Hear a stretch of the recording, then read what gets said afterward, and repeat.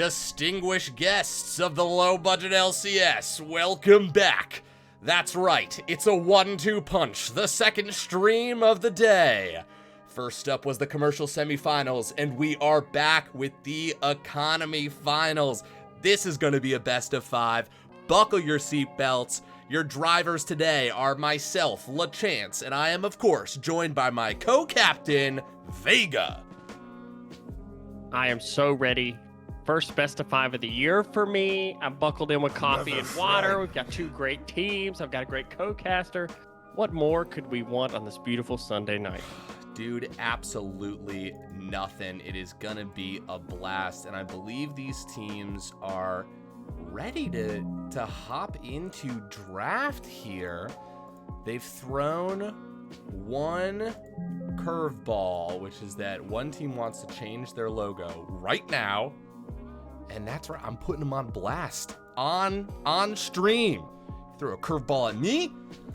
Sorry, I just had to get a little indignant. They don't that file. No, that's fine. You know how like some teams have like the championship whites, you wear a different jersey for like your championship game. Yeah. This is the championship logo change. They want to wear a different logo for, the championship game. Easy peasy. Oh, hold on. Let's see. Am I crazy here? I'm definitely crazy. Vega, here's a question I want to toss out. First of all, thank you all so much for joining us today. Lots of people in the chat. Sammy, Less Force, Fake Blade XO. Your blade's real to me, okay? It doesn't have to be fake. Master Deluxe, Mr. Sensitivity, lots of cool people in here. Hey, when do we get to see who people voted for Econ Captain of the season? We're actually going to be releasing that like later tonight or tomorrow. Oh, and Explosive, of course. My son, my child, Explosive. Papa's proud of you. Never forget. Vega, it's a 5-game series. It's a different beast. Regular season and playoffs, it's 3-game. It's best of 3, right? This is best of 5. When you put best of 3 and best of 5 right up next to each other, what are the elevated mental hurls that these teams are going to have to grapple with tonight?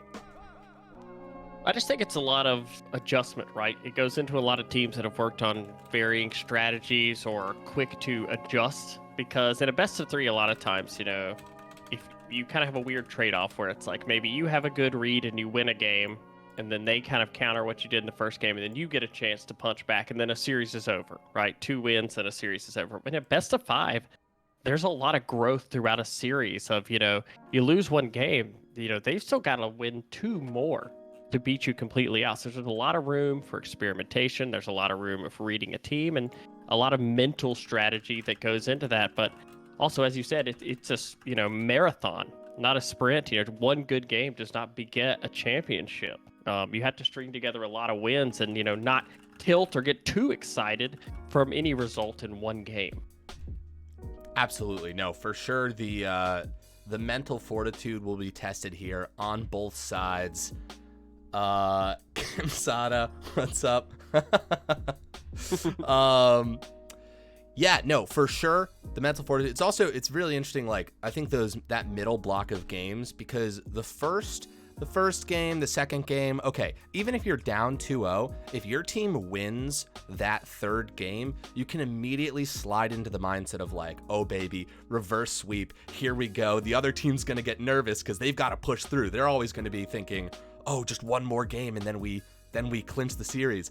And then the other team gets to, have their real anime moment and be like, no, through the power of friendship, we will persevere. We will not let the Titans pass. And just keep on fighting. So I like to see how that overarching narrative for a best of 5 happens. Oh, let me switch over to the draft. Okay. Just so that when they start drafting, we're good. They're confirming with each other right now. I've been pinged with the new logo. Oh, it's adorable. Holy I do love shit. That's cute as hell. All right. I will say also in a lot of our other series, like we have some teams that have been upsets and kind of made a run through. And a lot of times in finals, you have a team that's like a an overwhelming favorite, and then another team that's like plucky and coming up, and has made a run. But this is 2 1 seeds from each side of the draft. So both of them think they have it figured out. Right. Both of them believe that their way of playing the game is that. And I actually love that because when you get the first game out of the way, you get to see who really, was the confident one in their play style. And as we say that, we are heading into draft here. Oh, yes, we are. And you talked about top laners off air a little bit. The top laners, I see we've got some top lane bands coming out of the Naughty Sharks right now. Yeah, I had the pleasure of coaching against both these teams this year. Both top laners are a tough Rubik's Cube to solve. But yeah, the Gangplank, the Malphite, and the Braum came out on the other side. A lot of scaling being removed. The Aurelion sold the Jinx. Jinx, yet again, good with the new 80 carry items. And the Jhin. Haven't seen Jhin banned a lot, but you never know with teams if somebody's just particularly really good at it. Yeah, it's a nice thing to get off the board if someone's really skilled with it. It's just able to participate in fights from such a range, and I mean, you really feel like you're staring down the barrel of a gun when you're playing against that champ. Absolutely, and right before the finals, we did have a bunch of 80 carry changes, so I wonder what the priority is going to shift. Different teams are scrimming different teams, getting different reads on the meta. We do see the Varus locked in first. Varus, we did see flexed in semifinals between mid and bot. I expect it probably to be bot lane Varus, but we do see normally most teams are going to go 80 carry support jungle in the first 3. I don't expect that to change a lot coming into this unless there's something really good that either of these teams have a high priority on. Right, absolutely. Ooh, Yuumi. Yuumi. Okay. Yuumi. All right. That is going to be... That Sivir's going to be a tough nut to crack with Yuumi riding on their back. That's for sure. And Emilio. Oh, God. The 2 most annoying supports in my mind. This is... These are 2 supports I do not enjoy playing against. And the Ahri locked in. And for Naughty Sharks, their mid laner, Ahri is definitely the favorite champion. Almost 300 games in solo queue this season on it. Very high win rate. Very good Ahri player. We see an Udyr on the other side. Let me tell you. Nightmares happen when you have a Udyr with a Yuumi chasing you down. Especially with a Sivir ult attached to it. That can be very scary. If I'm in solo queue, I'm already kind of hoping somebody dodges at this point. I'm just like, listen, I think I can win, but it's just annoying. It's always an uphill battle. I can't stand playing against Udyr. We do see one of the benefits Naughty Sharks gets is their top laner is extremely good. So even though they don't pick their jungler in the first 3 rotations, they still eat 2 more top lane bans. Wow. So the jungle pool is open. Meanwhile, on the other side, we'll see what they choose to take out from what I assume that none of these champions are mid and top lane. You never know. But assuming we'll see mid and top bans here. Fearsome. I love it. Ooh, Cassante. Out of the question. Okay. Oh, sorry. The Snack Bears logo is so big. I did not mean to leave it that big that whole time. I actually kind of like it. That was just user error on my part. My bad, guys. Also, Sammy, I saw your 10. I will be drinking my drink, which right now is a water, but I'll be switching to an energy drink in a hot second. We do get Vygar. I wonder, because I have seen, while I was flying back and forth to different places, watched a lot of TikTok and random videos, Vygar auto-attacking with like Static Shift Rage Blade and like one-shotting people. I don't know if we're going to get that, but I'm trying to put it out in the air that it exists. Oof. Sean the First says, Yuumi was banned at MSI, but apparently not here. Damn straight. The LBLCS does not flinch in the face of these powerful champions.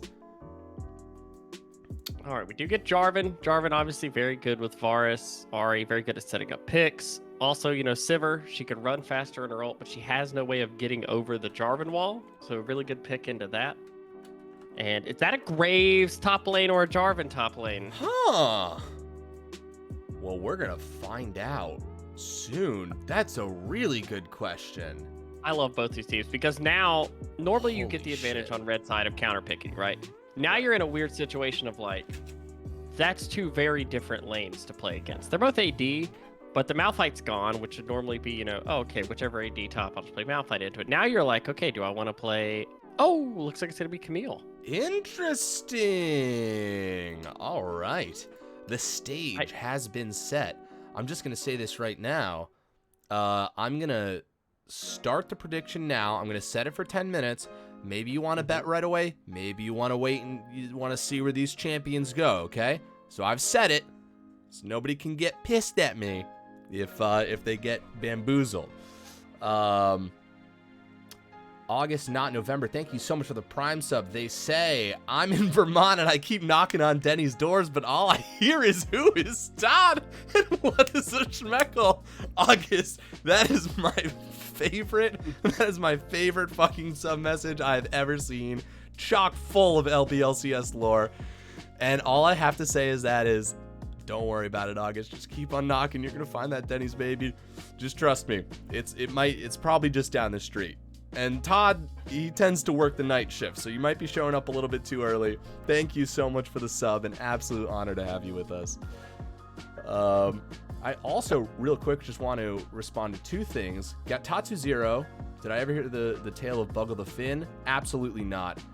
Oh, hell yeah. Somebody set up the prediction. Oh, God, our mods are on point. I don't know how long they set it for. Oh, wait, hold on. Is that really short? That might be a really short one. All right. 2 minutes, yeah. 2 minutes. Holy shit, I lied. Hey, guys, LeChance lied to you. Bet now. Bet rigorously. You will not have time to see how this goes out. No, I was betting the under, and then everybody bet the under with me. This is, imagine you're on the trading floor and the fucking bell is going off. Holy shit, there's also a lot of things. The Wild Moose handing out 10 subs. Holy shit. Campsada giving out a sub as well. A hype train started. Thank you guys so much. Sammy wants me to drink 10 more seconds. Will do, Sammy. Jesus. Just real quick, shout out to the lucky winners. Tracker Jacker, SKC, Kyroloni, Dirty Lip Dan. Damn it, that's a good one. Itachi 437, Toku NJT, the Brad Dad. Oh, what's up, Brad Dad? Foolish Sucker. What's up, guys? Banana for Man, the Apologist, and Hexel. Ooh, I like that. That was good. That was beautiful. Ooh, and Slade from Campsada. You as well. We're not going to forget you. Oh my gosh, 10 for Vega to even it out. Okay. Holy shit. Bet, guys, there's like 30 seconds left. I'm so sorry. They're in the bathroom right now, so we're not going to see where these champions go. Bet with your heart. That's what they say. That's what they say you should bet with. Listen to your heart, guys. Listen to your heart. Listen to your heart. Also, I don't know if I said it, but thank you so much, Itty Bitty Banshee, for the raid. Itty Bitty Banshee, super fucking awesome. Check out their channel. An absolute joy. We just gotta tighten up the purse strings, my guy. Vega, what do you think's gonna happen based off this game one? What do you think's gonna happen with the champs here, with the compositions? What calls to you? I think that you have two top laners who are very confident, who are very good in explosive and mixy, and I think the game will go the way of the top lane. I think whichever top laner's feeling confident, is getting a lead, is doing things. I will say in games that I've seen, that Mixty can be focused and be forced to like not be the focal point, and Naughty Sharks can recover from that pretty well. They have threats all over. Whereas in my experience with Twempest Fwame, they're a little bit better at, once they get a lead, they push the lead, but if you can get a lead on them, you have a chance to run away with the game. But we'll see. I mean, Udyr is the master of, early game shenanigans and doing weird things on the map. So we'll see. Sometimes teams cover up their weakness and stuff like that with picks like Vygar and Sivir. So they're like, oh, okay, well, maybe we're not as good later in the game if we don't have a lead. We'll pick scaling, and then we can win with that. So we'll see. I think game one's going to say a lot about this series and the two teams' ideas, because both drafts are a little bit strange. For sure. No, I think, game one is all about setting expectations. It's about creating a bar. It's about showing which team needs to adapt more, and grow as the series goes on. And, I don't know, because you know what? I'd say which team, but it's really both teams are always going to have to adapt, because you and I have actually seen some reverse series, some reverse sweeps where it's been match point, and then the team that changes from game 1 to game 2 is the team that ends up winning that game 3 as well, because they're in that more adaptive mindset. They're pushing the other team to the limit. and they've just, they've got their head on a swivel.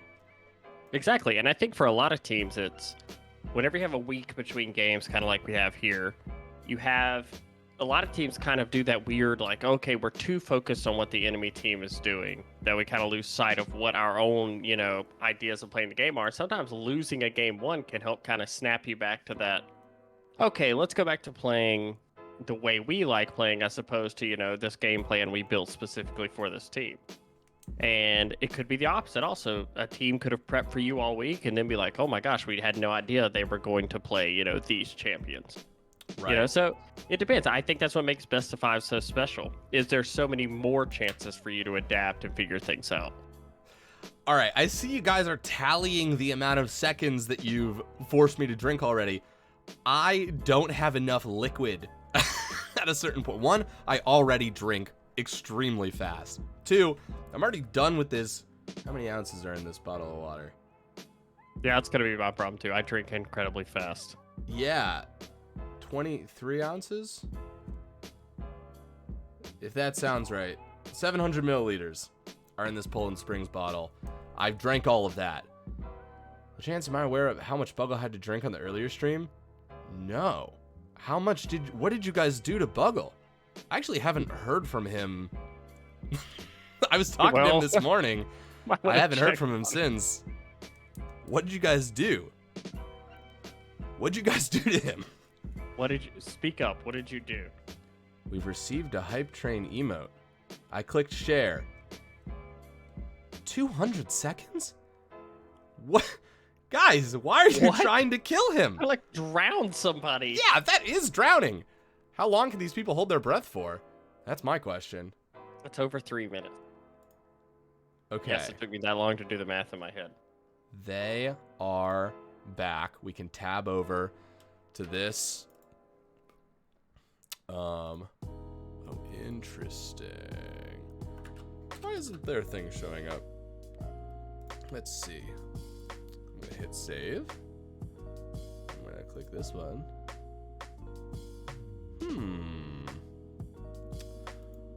Well, right, left, blue side team. This is good, right? This is my favorite part of the stream. Okay, good. Just sort of like me, just sort of like talking to myself really slowly as I. Do you do this like too with tasks? Like a how-to on YouTube? Yeah. Oh, I have to talk myself through it. If I'm doing something, I have a question for you. That's come up in my friend group and kind of adjacent friend groups, which is, dude, hit me. Do you have like inner monologue, like a voice in your head that talks, like you like talk through stuff? Do you have that?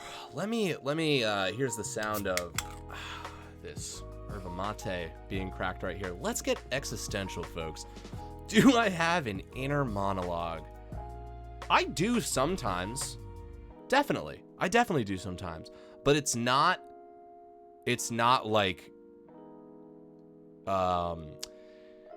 it's not super consistent.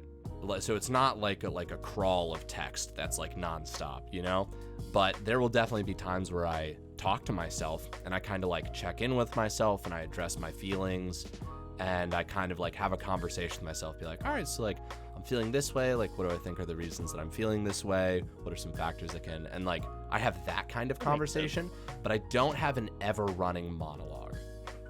I never hear a voice in my head. Even when you think? I'm thinking things out. It's just like a concept that I understand. It's not like a voice is like saying it. Head empty, says itty Head empty. Mitch. Yeah, we were talking the other day. It's like, this is why you're so good at public speaking, Vega, because it's just information in straight out the mouth. It's not.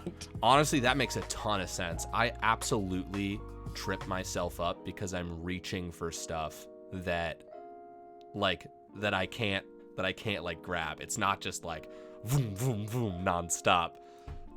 That's really cool. Well, so there's a lot of stuff, but where some people can imagine in like 3D and other people can't. Like there's no sort of like third dimension to their imagination.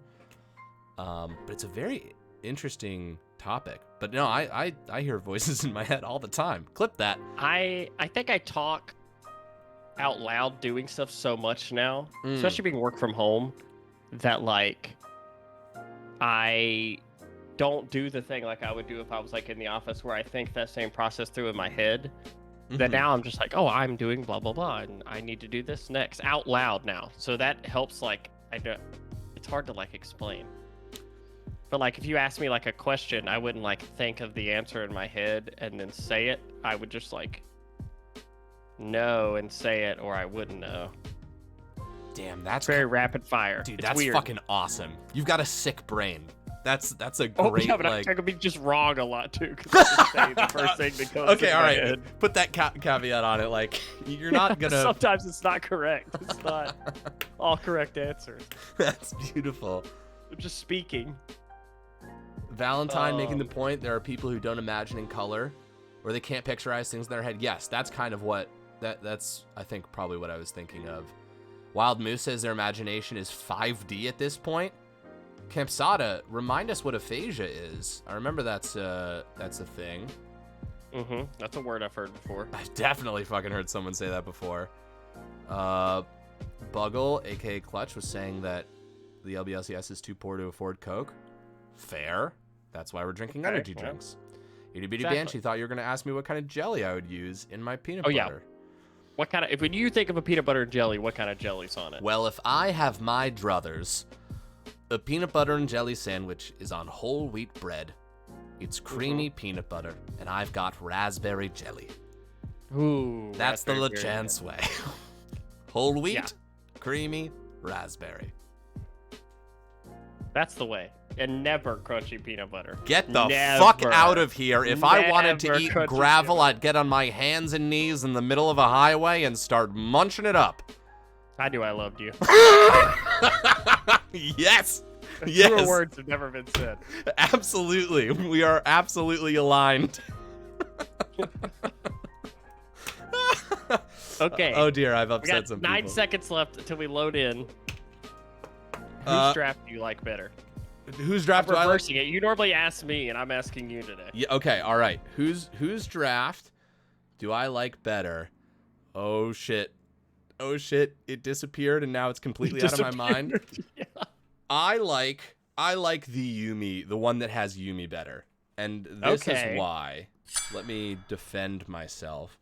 I think that the Naughty Sharks range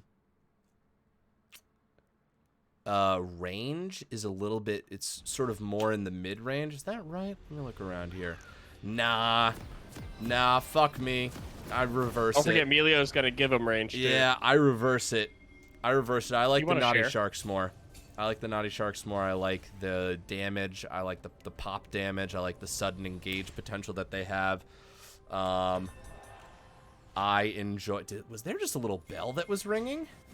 I think so. I think somebody was pinging. Do you want to share screen? Oh, I do. Thank you for reminding me. It's always disorienting coming back to casting from playing because I mute this game on mine, so it's usually I'm flipping around to like stats and stuff like that, and then I'll go play a game later and be like, why can't I hear anything? I have the experience of wishing that the camera's too close for me when I play now, because I stream so much more than I play. Yeah. So I log into a game of League and I'm like, why can't I see more? It's very close up. Why does an auto mod keep popping that says your message is approved? Yeah, that's a bug.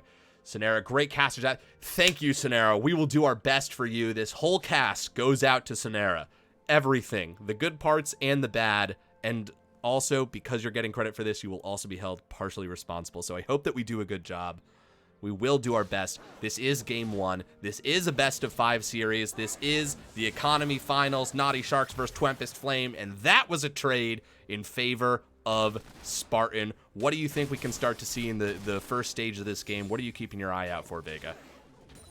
We talked about it a little bit in pregame. Definitely top lane is going to be something we pay a little bit of attention to. Jarvan, especially starting bot side, will probably be pathing towards that top side. But I also want to see how much they can pressure this Sivir Yumi. There's a pretty big range advantage here, and you see already Melio trying to trade a little bit. You don't want to let Sivir Yumi just sit and farm. Right. On the opposite side, Ahri is a huge comfort pick for Spartan. I want to see what that looks like. We already saw the early trading with the Electrocute. Don't want to let Veigar sit and farm either, so I really want to see what the Sharks do. If they smell blood in the water early, try to put a little pressure on. Oh, there's such rich opportunities for ocean-related comments. Lots of aquatic. Now that I've said that, I won't be able to remember a single goddamn thing about the ocean this whole fucking 5-hour cast, but we'll see what we can get.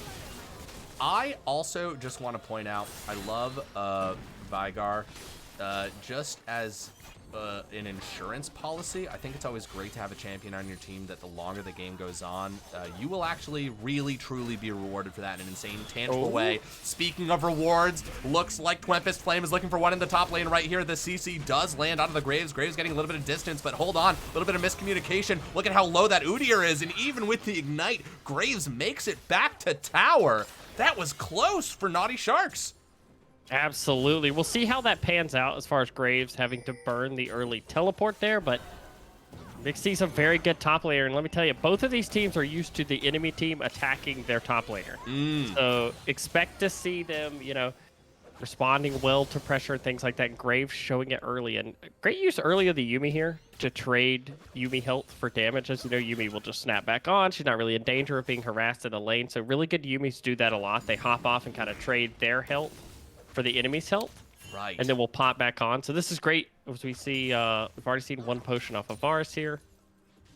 Yeah, see how that goes. This is, you know, we were talking about. Ooh, wow, that was a very cheeky charm right there. And Spartan didn't blink. A great follow-up, gets the Electrocute proc off. And here we go, take two, but the roles are reversed. Jarvan coming from around here, looking for that flag and drag. He makes it. There's the CC, does explosive, have the flash. They do not, didn't even take the summoner spell. First blood to the Graves. Yeah, really good job there by Mixty by baiting in what looked like a bad trade there for Explosive. Explosive uses the hook shot actually to stun the Graves and continue to trade, and all at once realizes, oh no, Graves is actually just acting here. Jarvan's there to get the gank. Mixty gets the first blood. Absolutely, that moment where you realize this whole thing has just been a little play just for you. You've fallen prey to the tricks and traps of the opposing team. What do you think about the placement of the Jarvan and the Graves? I know you had a moment where you were like, I don't know which, not for certain, which champ's going to go into which role. How do you feel about how they played out? I think this is the right way to do it. I think Jarvan right now is a really good jungler. He gives a lot of tempo early, and Graves is a ranged top laner technically into it, so he's going to have safe lanes mostly, and is pretty good tower taker, and they're a team that likes to put a lot of resources top lane, likes to get that head, as we saw with the early jungle pathing, bringing the Jarvan top. Graves can get out of control really fast, whereas Jarvan, you kind of do want him with your 4-man, you know, as a primary engage tool, since Melio's not going to bring that. So I like it. I like the way they set this up. Level 6 advantage here for the Ahri. Just going to go in for those autos, land a really nice Q. Patience! Patience is key.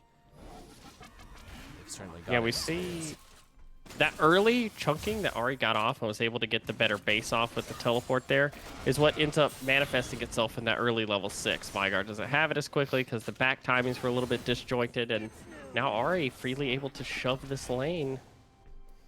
Absolutely. We saw one cage land so far. Fake Blade definitely able to land. It's, you know, in the 1v1, I feel like cage isn't as useful, but we will get to a phase of the game where it's going to be super nice to be able to place down such a large object that will generate such important terrain.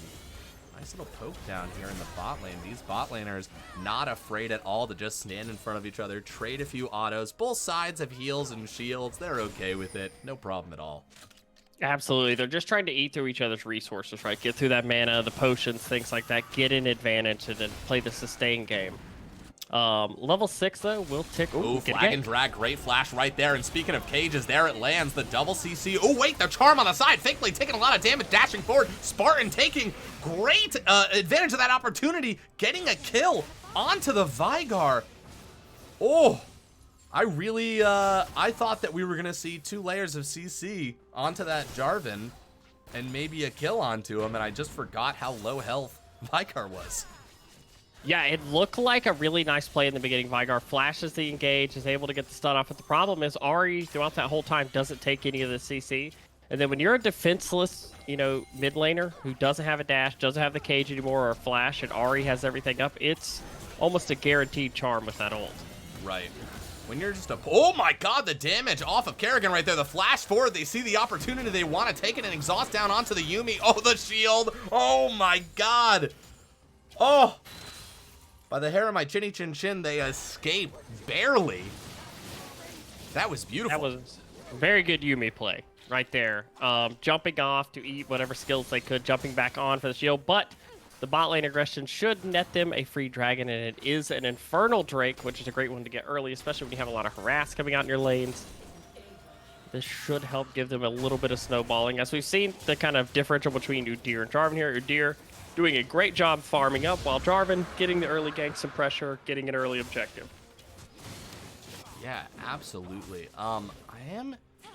Okay, so it's going to be an Earth Drake next. So neither of those will be the soul. Cloud potentially could be the soul, unfortunately. You always love to see Cloud in the first two, because you're like, okay, spicy dragon incoming. Right, right. Yeah, there's a treasure potentially waiting for you. Yeah, what else? We got Cloud, we got Hextech. Did any changes get made to dragons in this last big patch? Not that I remember offhand. But I know there were a couple patches ago where they kind of lessened the effect. I just realized something really annoying about Melio in this matchup was if you spell shield Melio's Q as Sivir, it just stops the knockback, but the second part can still hit you. Oh my god. That's actually kind of perfect right there. And look at that.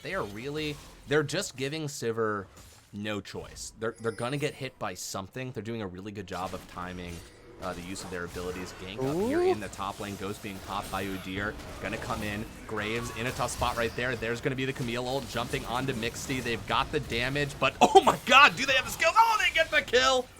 And a flag and drag on the bottom side of the map.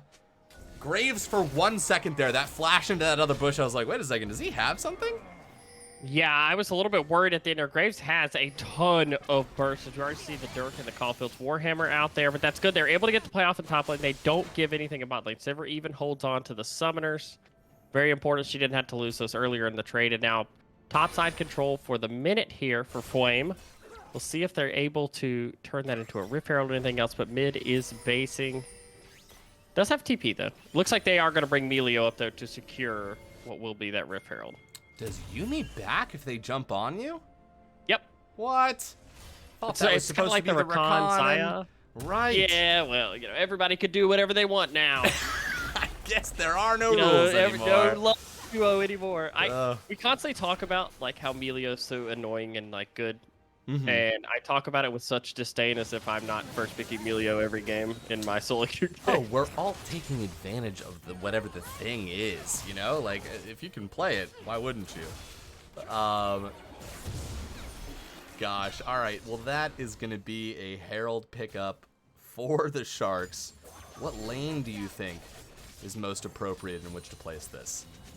It really depends on what your strategy is. They've shown a little bit of propensity to play towards this bot lane recently, but also with Graves getting so much pressure, maybe you just want to set that lane back into status, and as second dragon spawns and those become more and more important, you may want to get a lead top lane to provide that cross-map pressure.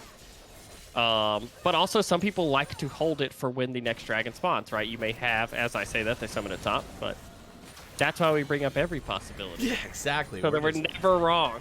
Yeah, we're hedging our bets here. Wow. Oh, hold on. Okay. Oh, that got really close.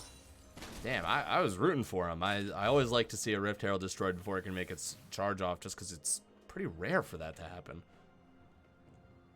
Now, this Sivir... Chat almost got me. Oh, what's going on here? They were like, I thought they took this out of the Rakan and Xayah basis. I was like, what? Did they just nerf Rakan again? Are you guys trying to fuck with us?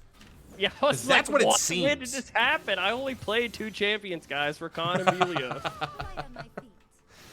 I mean, you know, this Wednesday patch people have been talking about for a minute. I have no idea what went on into it. So I know. I traveled for 1 week. I was like, what happened to the game? Gee, I thought I knew what was bolt? going on. Nice little trade there for the Vigard, getting some cheeky damage onto the Sivir. Look at this, Sivir walking up, getting these autos off. Kerrigan going quite low, but Just hold the Psalms though. So yeah. But that's what Sivir Yumi can do. It's very annoying. The spell shield on top of the speed up, on top of the Q harass. And Sivir at 100 CS, first person in the game to 100 CS. That's a great sign for your scaling AD carry. It absolutely is. We'll give a big cheer for that. Might as well. So Sivir's been drawing a lot of attention to her. Been you know, I think 3 ganks now have been down to the bot side. Really hasn't expended a lot in the way of something like that. Really nice charm right here, Spartan. Also low health though, and now we get into this interesting, you know, the interesting version of the duel between Ahri and Veigar, which is, yes, Ahri's faster.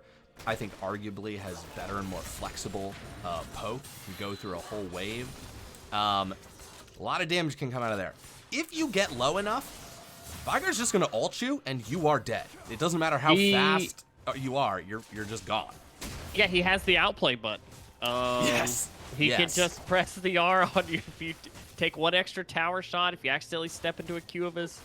And so far, Ahri's done a great job pressuring that lane. Has gotten a plate off of it. But Veigar, you know, on the other side, has done a good job not providing too many windows. So it's really just the 1 gank that got turned. But in the 1v1 has not really given up a ton. And a lot of times when you're on a scaling champion like that, you're okay with that. You're okay with saying, like, okay, we're going to lose some CS, we're going to lose some pressure. But later in the game, you know, I'm going to be able to put a cage down at a dragon or a baron that's really hard to walk through as a team. And, you know. Uh-oh, cage is down. Speaking of a flash, and immediate flash from Fake Blade right there. Nothing fake about those skills. That was beautiful. If he doesn't make that flash, he's dead. For sure. Yeah, and talking about AD carry item changes, we have Blade of the Room King first for Varus and S10 were first for Sivir, which I don't think we would have seen as much about a patch ago. It's nice to see how it's branching out now, how teams have different reads on what they actually think is good right now. Ooh, nice trading. Camille went real far, and holy shit, the level Ignite 11 coming down Camille. too. That's the ult. That is level 11, taking advantage of the extra ult level, and now we cut down to the bottom lane. Here we go. It is a 3v3. Yuumi ult being dropped right there. A teleport. They want to make it a 4v3. They want those numbers, but look at the damage onto that Jarvan. Jarvan getting eaten down super fast, and now Ahri here as well. They've got the exhaust ready and rearing to go. This Sivir is just machine gunning out autos. That's another man down, Spartan, but they take out the Sivir. Now Udyr gonna take two turret shots on the flash forward from Kerrigan. A double kill. Yuumi on their own. Oh my god, that flipped in a heartbeat. Yeah, it looked like it was going to go all Fwame, and then all of a sudden, Sivir flying a little bit too close to the sun there. It turns back around. Varus ends up cleaning up 2 kills on the back of it. So now you've got a 3-1 Udyr, a 2-0 Varus. What a wild game. That went from a pretty tame game, not a lot happening, to all of a sudden there's 3 kills on both teams. And I saw that starting to form out of the corner of my eye. I saw that Udyr was down there and Jarvan had shown up, and I was like, oh, this is like a fun, you know, you think you've got the numbers advantage, but you don't really. And immediately they flip it. Like right away, Naughty Sharks call for reinforcement. They get that teleport coming through for them. Camille starting this fight up here. It is going to be a 2v1. McSteve, very nice. Oh, the Flag Drag misses, though. Doesn't get the knock-up. Explosive. Still taking a lot of damage. That's a smite, and they get the kill. Oh, even through the missed Flag and Drag. They kept their calm, though, and they got that kill. I made the noise because it's almost like Camille did the mental juke to make Jarvan miss it by moving back and forth so much. The stutter step. He's like, Absolutely broke their legs. You see it in basketball, you'll see it in League. Look at this roam from the Veigar, too. Walked all the way up there just in case. Yeah, and Ahri wasting no time shoving that lane in. I want to point out, so a lot of time, late game in League of Legends, what's most important is that your AD carry has items, right? Because that's your consistent damage deal late game. Most team fights are going to be which AD carry survives and can deal the most damage. Look at this. Varus They're trying to get onto the Ahri. Very slippery Fox, who's got reinforcements, Grave and Jarvan. And yet we've still got a duel down here in the bottom lane. Auto attacks going back and forth. Kerrigan starting to deal some damage there. Gets him with the E. Yuumi back now. Okay, all right. We're just going to go onto the Rift here with the flag and drag. Who even got that? Veigar coming in with the damage, but Ahri's coming behind. A teleport coming to a Jarvan. Nice. Very, very good ult. Cuts the Veigar off, and that's going to be a kill onto the Veigar. He gets his ult off, but doesn't get the kill, but still someone falls, and this does look like it is going to be a cleanup for the Naughty. Oh my god, what the fuck? That was a lot of damage really fast. It's going to be a 2 for 2. Ooh, this is getting very close in bot lane. And one thing for Melio is Melio does technically heal, but if it's a battle of heals, Yuumi is going to win that out in the long term as far as sustaining. And right now we see that just working its way out. The Sivir Yuumi is just healing up. They're able to heal in these waves. And constantly we do have the completed Essence Reaver also onto Yuumi. Yeah, they are But not stock going to of be the mad about that. Oh my god. Very nice Q from the Sivir, almost taking Kerrigan out right there. More Yuumi poke. But stock of it, this is really important too, because the next dragon's 30 seconds out, and they're going to have to base in the spot lane. If Sivir and them can make them delay in even a little bit of this, Melio's not going to be able to base. Okay, that is important. They're going to have first access to this dragon, or should theoretically. Oh, Jarvan may look though. Yes, absolutely. And if Jarvan can get this kill, they've got the Rift Herald. Let's see. Flag and drag doesn't land. Pop the Sivir ult just in case. You've got that speed if you need it. Meal already here. 10 seconds till this next dragon, too. Just useful for the rotation. They're going to heal up off this fruit. Oh. Little bit of a panic. I get it. I would, too. We've all been there when you don't expect the person to just keep walking directly at the bush. You're like, surely it's warded. They know. Dude, I'll throw a skill shot in any direction. If I'm freaking out, I can get scared in this game. All right, both these teams facing off. 4v4 right here. 5v5, actually. This is going to be the whole team fight. Both teams assembling their full strengths. Oh, the Herald. This is where Veigar Cage could be very important. Absolutely. They're going to start this dragon. They see. Okay. Charge does get off. Cage does go down. They're just going to turn onto this Ahri. They see Ahri's on the front line right there. That's the Yuumi ult too. The flag and drag does go into the back, but he gets taken out immediately, but not before he gets the Jarvan ult off, trapping the Sivir inside, having to flash away. Look at this. Ahri, look at the assassination on the back line. That's the exhaust. Oh, Sivir gets taken down. All the same, Melio caught in the cage. Also killed. And oh my god, Udyr doesn't want to stop. Still fighting right here against the Kerrigan, getting that auto off. Actually lives through. Oh, he doesn't live through it. The backlash there. Graves flashing forward, getting a kill right there. I think Graves is actually going to clean this up. That's a double kill. Mixty really wants this. He's going to get it with the emotes and turns onto the dragon with the triple. Oh my goodness. Vega, what happened there? Was that the backsplash on the Graves Q that got a kill? I feel like I didn't see an auto attack and he just died. Yeah, that is a lot. This is what happens when there's no tanks in the game. There's just constant damage, squishy people getting blown up left and right, and what looked like a great beginning to the fight, where they get the cage down to get. Oh, holy shit, Udyr! That was close. I also think Udyr had the right idea. They wanted to keep fighting there, and there was a little bit of a miscommunication on the side of Twempest Fwame about, are we fighting? Are we retreating? And they actually got a kill onto Kerrigan through that perseverance, through just like running into the hail of arrows and just punching him to death. Yeah, the worry is, like, the one person who didn't need to be alive at the end of the fight is the one who lived, and that's Graves. It's really hard for Veigar to kill Graves. Graves is super active with dashing and things like that, wants to get close range where it's kind of hard to land those skill shots. And once Veigar doesn't have the ult back up in the fight, it's pretty much impossible for him to help the Udyr and Yuumi chase down the Graves and kill. But with that said, I mean, it's a 4 for 5. It's an incredibly close fight. And that was with a lot of damage going on to Sivir instantly in that fight. They did a great job peeling, but on the other side, Ahri does a magician's work to get out of the cage and Udyr stun, survive a little while to get burst out, and now that Graves has 6 kills. And a lot of swords in his hands. A lot of swords. Notoriously the best ranged weapon. Look at this. Are we going to see a pop? That's a lot of damage coming out of Veigar right there. Okay, some autos going off. Sivir might be in a tricky situation. That's going to be the Jarvan ult being dropped right there, trapping the Udyr. Yumi ult coming down at teleport. They're going to need to rescue their buddy. A little bit of Saving Private Ryan action right here. They do push forward. Cage goes down. They get the Graves right away. 6 kills. Doesn't matter. They are gone. And now, is this a retreat? It certainly looks like it. Kerrigan trying to find their way to the very edge of the Camille ult, but they can't go too far. Explosive is exploding through this fight.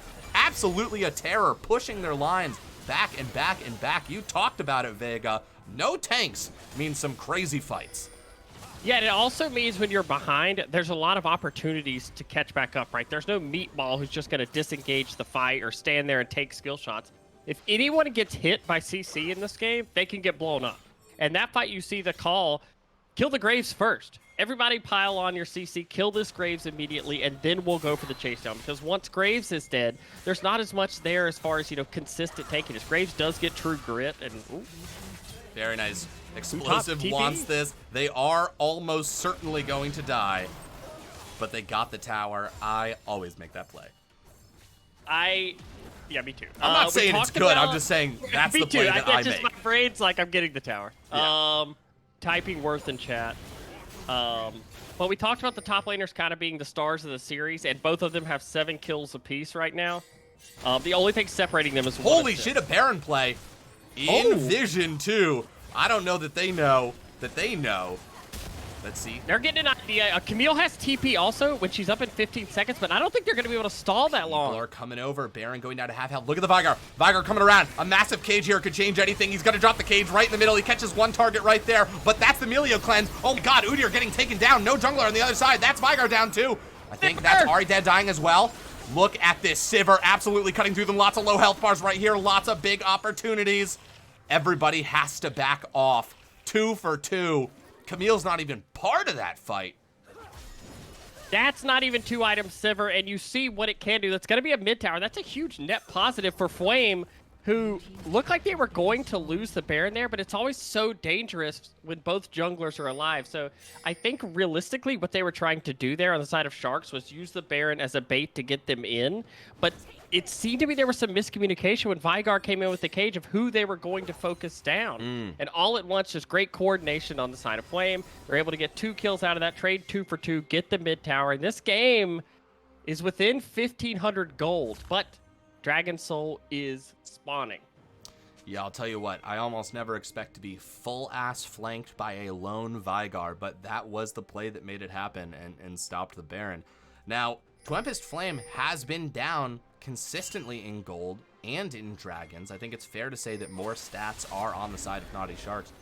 Yet, Twempest Fwame has won the last 2.5 fights. Why is that? Right now, I think part of it is, just a lot of the Jarvan engages recently haven't hit priority targets. You see the Flash is still on Sivir, Flash still on Vigar. Usually that's a sign that Jarvan has not landed an ult on them. We'll see how this goes. The Vigar cage is such a good tool in fights like this, but here we go. Sivir ult being launched. Explosive going in, gets the Ahri as the target. Everybody running forward. That Jarvan splitting up the fight very nicely, but actually providing a defensive structure for Zazandra, the Sivir, to hide behind. I don't know. I'm sorry. I just saw what their name was and was like, oh shit. That's why I haven't been saying it. My mind just blacked it out. I love this play, though. Look at this rotation. We're not going to get the dragon. Who cares? Get the tower. Keep stacking these structures, because honestly, that's how they're getting some of this gold lead as is. Oh, they want to set a trap. Look at this tricky trap that has been laid. Ah, they fancy themselves Weavers of Fate. Let's see how this plays out. Oh my god, they think they're safe now. They have no idea. They think they're safe now. Don't back. It's working. What are you doing? They don't know.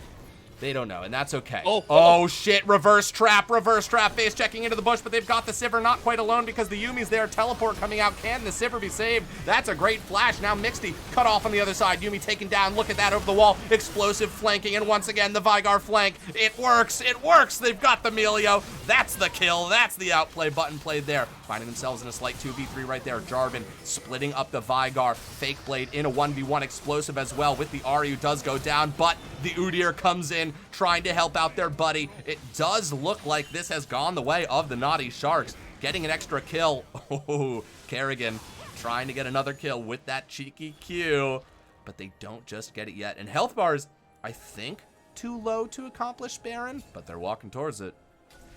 What is happening in this game? I don't know, but I love it. It's 18-18 at 26 minutes. It's just an absolute bloodbath. But I love it. It does feel like one thing that's happening here that's been really good for the side of Sharks is that some of these kills are going more so onto their carries as far as Ahri and Varus go, whereas Sivir has yet to get a kill. So Sivir not as accelerated as you'd want to be. The only issue that Sharks is finding is they're doing great in these skirmishes where they're the ones like finding them in the jungle, things like this, but they've struggled to set up actual objective fights where they're walking in or they're having to deal with the Veigar where it's very clear angles. So we'll see how that develops now, but man, it feels like right now the next fight could decide a game with how these are going.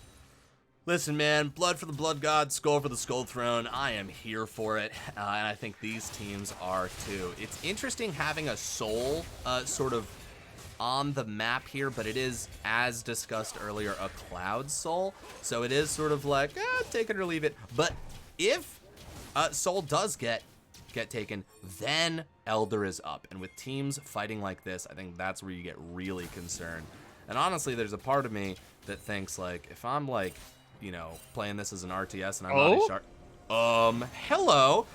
Solo starting Baron. Absolutely not taking any damage. Totally fine. Did they see Jarvan bot? I assume they saw Jarvan. I think this is just steel in their plums. Here we go. Halfway down. They are going to have to pull off. Maybe, maybe not. Sivir. Ooh, stuck between a rock and a hard place. That's already diving forward. That was an execution. Absolute brutality to take that Sivir out. That's who needs to be deleted if you're going to be able to fight in a choke point like this. And now they turn on to the Baron. The Sharks taking advantage of the situation. It is dropping fast. If you're going to go for a steal, it's got to be quick. But no, they are going to secure it. And Baron is in the pockets of the Sharks. They call the bluff. They immediately collapse on the Baron. They pull the TP off of Graves there, and Graves shows just what 3.5 items will do to a Sivir, and immediately deletes her. After that, your Udyr does not have flash to get back in the pit, so once they disengage from that, that's all there is to it. That's a free Baron. I feel as though we're watching two samurai who have studied the single blade stroke style, and whoever draws their sword first and fastest is the one that wins, because there is a lot of damage on the map right now. Exactly, and look at Melio's build. Has the Mikhails, has the Shurelios, has the ult. It's going to be very hard to land consistent CC onto the Varus at this point in the game. That Veigar looks a little tanky. He's Rowan giving a little bit of help there. Ooh, Graves. Oh, finding a target. That's going to be the Flag and Drag Explosive doing their best. Actually doing a really good job of buying some time, but they will fall. 50 seconds on that death timer. That's a long time when you've got Baron in your pocket. Exactly, and even though Cloud Soul's not the best soul in the game, it's still very useful. I heard a flash right there. That was I think that was Jarvan flashing over. Okay, hold on, Sivir fighting here in the choke point, but you've got two targets right there. Oh, fuck me. Sorry about that. That is the Spectator. Not my fault at all. Okay, back to the fight. Flag and Drag onto Fake Blade right here. They're going for that Veigar. Cage does get dropped. Only gets one target right there, but Melio absolutely able to push them three. That is a very useful ability, friends. Yes, it is. That is a very good ability. And unironically, this game has gone about exactly as we thought it would, for top lane being extremely important. Graves is incredibly strong. It has manifested itself to Graves one-shotting carries on the other team. But there's still hope. I mean, Cloud Soul is not the game-ending soul that a lot of others are, but Ahri, Jarvan, Graves, even any of these people getting that bonus movement speed on the ult is still very good. Udyr would love to have that, but... And we've seen Twempest be winning some of these fights down gold as well. Pretty much for this entire game. You have Sivir Veigar, and Veigar's level 16. That are the execution point on it is extremely high. Now you can do a lot of things with that. Any overstep could turn into something, but one thing I want to point out, the Varus has gotten a lot of solo EXP in this game. Is up to level 15, whereas Sivir, who has been forced to team fight a little bit more than probably she wants to, down at level 13. And that does matter, you know, that's a lot of base stats that aren't up that you would like to have. Absolutely, and Sivir's really been working for it too. Highest farm in the game, you know, trying to get these items. They're getting Yeah, and that can be a little bit of the Yuumi effect, right? Yuumi is on Sivir. Sivir's not getting solo EXP in any of these lanes, whereas Varus can be left. We see it right here in mid lane. Varus is left to push while Melio is grouped with the team. Wow, look at the damage right there. Absolutely popping that Udyr. 50 seconds on the death timer. Did they adjust death timing in this last patch? I don't think so, but we're past the 30-minute mark, and I think this is where it goes like off the cliff Got you. of death timers. That sounds right. Flag and drag over the wall. Benji looking for an angle. Gets it. Gets their way onto the Sivir. Forces the flash. Yuumi ult being dropped as well. Trying to make a defense for this inhibitor. Some CC is going to land. Explosive going in onto Mixty. Trying to isolate them, but the rest of the team will not let them fight alone. That was a Vigar ult I saw, but I don't think there was an execution because no one from Naughty Sharks. Oh, Graves falls in that fight.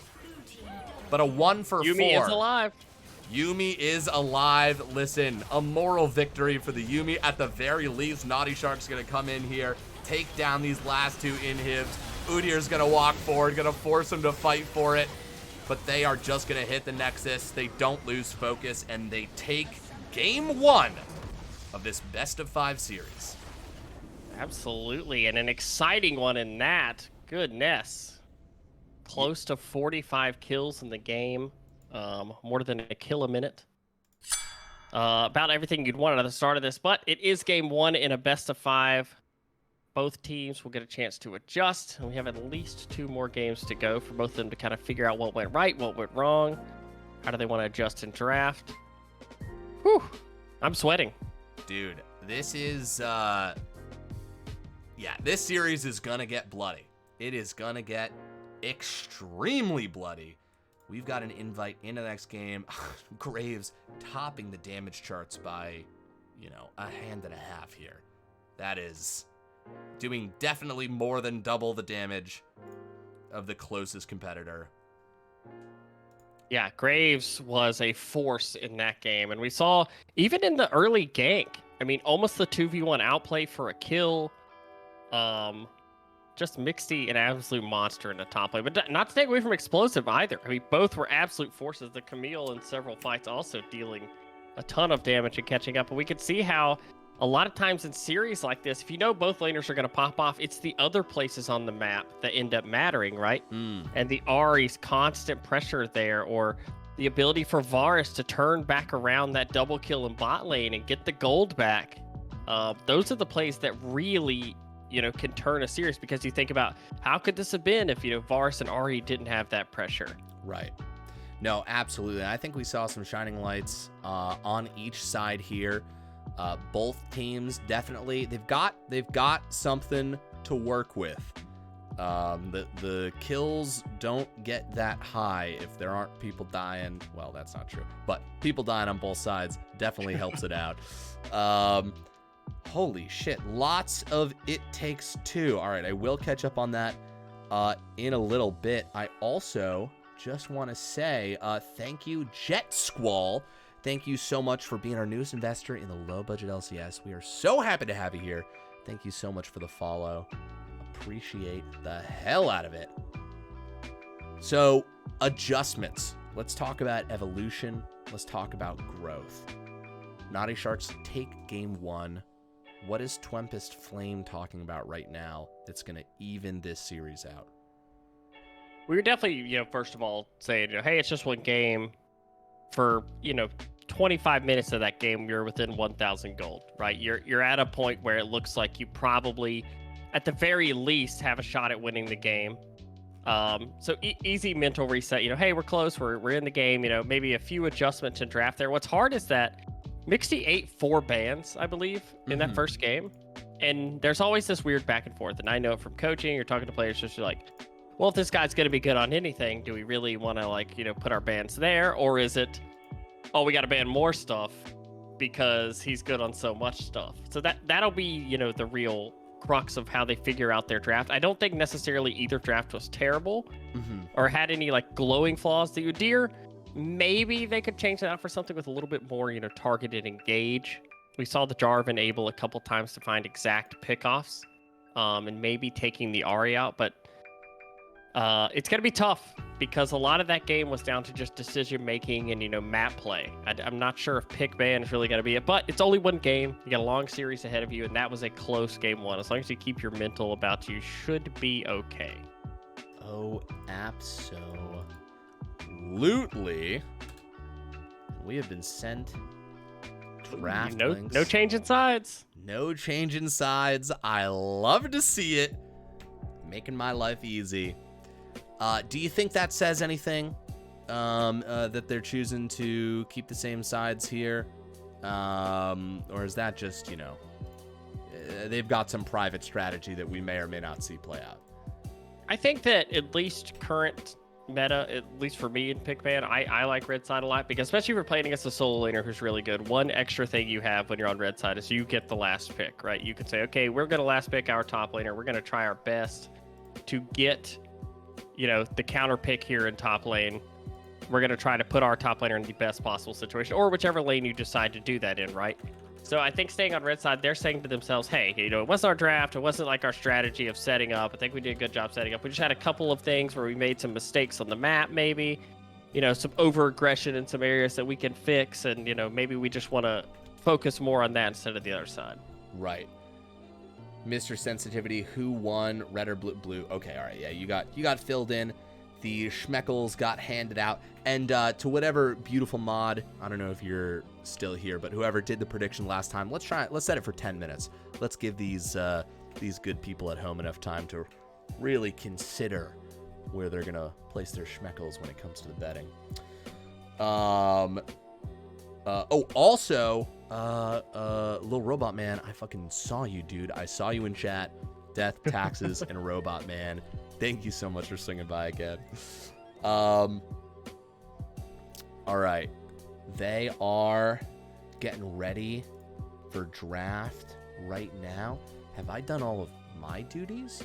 Have I done everything that I need to do? No. You've been a wonderful caster so far. Oh, shucks, Vegas. So have you. You know you have. God damn. I appreciate it. I appreciate it. We're making it happen one day at a time over here in the low budget LCS. Half the price, double the fun. We are back in. Oh, hell yeah. All right. We are going to. So far, we're exactly like game one. We have Gangplank Malphite banned on the side of Naughty Sharks. Meanwhile, Twempest Fwame removing the Aurelion Soul, but pausing on the second ban. So at least some kind of discussion here. Looks like it will be Jinx again. Jinx Melio is incredibly strong. They've already shown they like playing the Melio, so removing Jinx makes sense. And yeah. The Ahri goes on the topping block. Okay. They've identified an issue and said, away with thee. Don't want none of that smoke.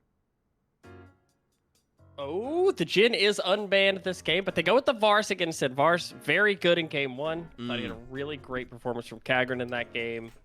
And they seem to play really well around this team fighting kind of pick style in their thing. And Vars ult, even the E slowdown provides a lot of stuff. He has really good range, so he's able to fight a lot of times when his front line is diving in to do things. So I really like that pick. Oh, are we going to get Zeri Yuumi? Oh, I do like Lulu a lot. Interesting. Very interesting. A little bit of a switch up here. Yeah, definitely want to get the late game team fighting.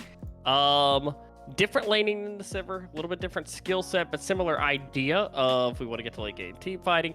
Lulu can be a little bit more active with the rest of her team, as opposed to obviously how Yuumi is, who's attached to somebody. We do get the Melio back. They are very comfortable on the Melio and showed a very high propensity for it. A lot of great Qs in the last game, and obviously adding the bonus range can be very good, especially against somebody like Zeri, who wants to chase down. Having bonus range on the bars to harass down, deal damage, win trades, and things like that can be very good. And the Vi. This is normally what you pick. If you see Zeri, the best thing to do against Zeri is when she pops her ult and she's zooming around all over the place, she gets sped up by Lulu, is you just press the R on her. You just say, okay, it's time to stop running, recess is over. Vi is coming to take you back to class. I love that. I'd love Okay. Is this a mid? Okay, this could be now a we're lot of talking. things. So, Morgana has the bonus recess E, where she can, put that on you, get 10 minutes more of recess. So we'll see. Is this mid lane? We've seen Morgana jungle before. This is a great metaphor, by the way. You're crushing it. I'm gonna keep running with this. I expect this to be mid lane. It could be jungle. Now, it's economy. This could be top lane. I have no idea where this. I was about to say, do we see a Lulu top? It's been a long time. It could be machine gun Lulu top. This could be a lot of things. We'll wait and see. We can't possibly know. Graves off the table here. Also the Olaf. Even on the other side, we do see the Camille removed. Kato has said Morg Yumi jungle, potentially. Oh. Now, I don't think that they have any information that we don't have, so that's just a shot in the dark, but I like the creativity. Me too. The Gwen removed. Let's see what they do. We should be able to know a little bit more about where this Morgana is going based on what we see, but if they pick another ambiguous champion, I'm gonna scream. I kind of hope they do. What's another ambiguous, like a champion that could be flexed? like a Volibear? A Maokai. Oh gosh, Maokai are not gonna be like, is this right? Where would or Danny? That could be support or mid. But now I'm definitely thinking that's Morgana jungle. These motherfuckers. I'm definitely feeling the Morgana. Like, is that this felt Morgana like jungle? A direct response to you, by the way. That Me too. I'm like, you pick some ambiguous champion. Oh, this game's gonna fucking slap. Where does it go? Again, whoever's doing predictions. Give him a lot of time. Champions. That is a lot of CC. They're saying, fuck you, sit still. But there's still Emilio. There's still Emilio. There is Emilio here. The question is, Emilio has to have the mental fortitude to not press the ult immediately when the Morgana binding lands. Yeah. Because there's a lot of CC that can happen here. We don't even know what the last pick is. We don't even know what could happen. Twempest Fwame is drafting with hate in their heart. What the fuck? Rumble? I love this so much. Both comps are so fun. Oh, this is awesome. I haven't seen a Rumble in a minute. And here comes the Thresh to solidify the Lulu top. Any support. Dude, that would be great. Yeah, just another support. Rumble is so fun to watch. Watching good Rumble players is so fun. Oh, beware the choke point. Dude! Okay. This is actually... Wait. What the fuck? Okay, I'm guessing it's Annie mid, Morgana jungle, Maokai top. Wait, hold on. What the fuck? Hold on. Hold on a second. Hold on. I'm going to do the predictions right now. I'm setting it to 10 minutes. Economy game 2. They have not switched sides. Okay. What? Oh my god. This may have been planned. They banned Olaf. Great point, Valentine. Yeah, they're setting up this insane, CC comp here. There's a lot of reliance on Zeri to deal AD damage. I guess there's not really a lot of tanks on the other side. This is so fun. What? Kamsada, this is definitely we might not win, but we are going to make sure you don't have any fun. This is, again, drafting with hate in their heart. They have picked a lot of CC. This is the kind of thing that I look at it and I say, this could work. This could work. You can just crowd control someone, to infinity and beyond at this point. If you get hit by a Maokai ult, you're probably going to get hit by Morgana Binding, and if you get hit by Morgana Binding, you're probably going to get hit by an Anti-Sun and Polymorphed. It is Timeout City. That would be the name of this comp if I had to pick one. But on the other side, I don't think any champion but Maokai wants to be anywhere near a Rumble or Syndra in this game with how much damage can come out of that comp. They need Zeri to pop up. This is going to be a game where Maokai has to make sure Zeri gets off the ground. Because if Zeri does not get off the ground in this game, they do not have a lot of consistent damage. Annie and Morgana, Annie especially, a lot of upfront burst. Morgana in the jungle is going to do okay damage, but her W and ult is not really consistent damage with them. It's all about the Zeri. in this comp. Whereas the other side, they don't have as much like targeted. They have the Vi and things like that, and they'll be able to dive towards it. But the question is, can they blow up the Vi and then be able to run down fights with the Zeri, or will they be able to kill the Zeri and then there's not enough consistent damage left on the other team? Very exciting drafts. I think the level 1 here could be very interesting. Oh yeah, I love this. Holy shit! Did Kato just put 20k down on Twempest Fwame? They're gonna go watch the Heat fuck the Celtics. I've got a friend who's pretty upset about that happening right now. Me too. We all have a Boston friend. Yep.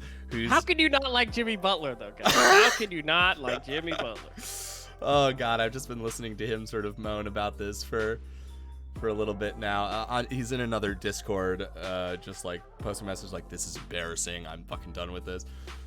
Anyways, okay, they are we're gonna tab over and we're gonna see where these champions go, because I am very curious where these champs are gonna right now. Betting is really even. Betting is really even. 1,000 more on Naughty Sharks. 20k got dropped on Twempest Fwame. I spent all 300 of my points that I had. Hell yeah. After last game. Who'd you bet on? Let's go Naughty Sharks! Hey. I wield my power carefully, and I tried to create a 5-game series. Super reasonable. You know who has an insane amount of channel points? I was on a call with him the other day. Lil Robot Man has like 200k channel points, and wields their money sort of like a wealthy Roman senator, and is just like, I would like to even out the odds, and will just throw 30k at a match to make it even odds. Like a very, very powerful force in the Schmeckel LBLCS betting scene. Okay, what happens? Hold on. Are you looking at the client right now? Okay, what's going on? It's an anti-top. I don't know if they're okay, and that's a Maokai jungle to Morgana mid, if they're not in order, but okay, so I do see some sort of possibility for this with like Rumble. I mean, oh god, how does that? Morgana's definitely a better matchup into Syndra, I think, than probably. I don't even know. It's so as per. Go ahead. As per LBLCS rules, we have a sort of clause in our rules that is more for fun than anything else, which is that the only lane swaps that can happen are between top and mid. Otherwise, we kind of want everyone to line up sort of LCS style so you get some idea, you know. I know switching positions and champions can be fun sometimes, but we just found that it impacted more than it elevated people's enjoyment of the game. So this is going to be either a Morgana versus the Rumble or an Annie versus the Rumble, and the other one's going to be against the Syndra. So either way. Yeah, either way. Hold on. They just okay. No, they're trading. They okay. Just kicked out of this is also totally legit. This makes way more sense. I was like, okay, they're just fucking with us. Yeah. Wait, the Morgana jungle makes more sense to you? Well, more sense than the Annie top. The Morgana jungle makes more sense to me. Sure. But then I was like doing this thing in my head of like, well, maybe Annie into Rumble is like kind of okay because Rumble's not really like tanky. Maybe you burst him, and then, I'm going through all the mental gymnastics of like how does this work with Annie top, and do you camp the Annie or? Very interesting. Naughty Sharks almost at 100k schmeckles on them. Almost 60k for Twempest Fwame. Hot damn. Valentine wants me to tell y'all that Lil Robot Man's voice is majestic, and it absolutely is. Truly is. Every time I see the Valentine's name in chat, all I can think of is Theo Vaughn, the comedian. Totally get that. I glance and I'm like, why is Theo Vaughn typing in the chat? Holy shit. Didn't know Fwame played League of Legends. The Morgana jungle. Yeah. Very fast clear, actually. And the only problem the only hard part with it is that the Q really is like your gank strategy. You had to land the Q. It'd be like Lee Sin if you couldn't dash. You know how you always have the Lee Sin gank that people meme about? He walks into lane, throws the Q, misses, and just walks back out of lane. Yes. It's like, I ganked your lane, don't worry. But Morgana has 2 solo lanes that can set up her Q very well. Maokai W can set it up very well. Annie Stun can set up the Q very well. Bot lane will be the tougher one because Zeri and Lulu don't have great tools. You could slow with Lulu, that could make it a little bit easier, but Morgana will more likely look to power farm and then use the advantage she's getting from levels and gold to, set up objectives, have the ult for engages, things like that.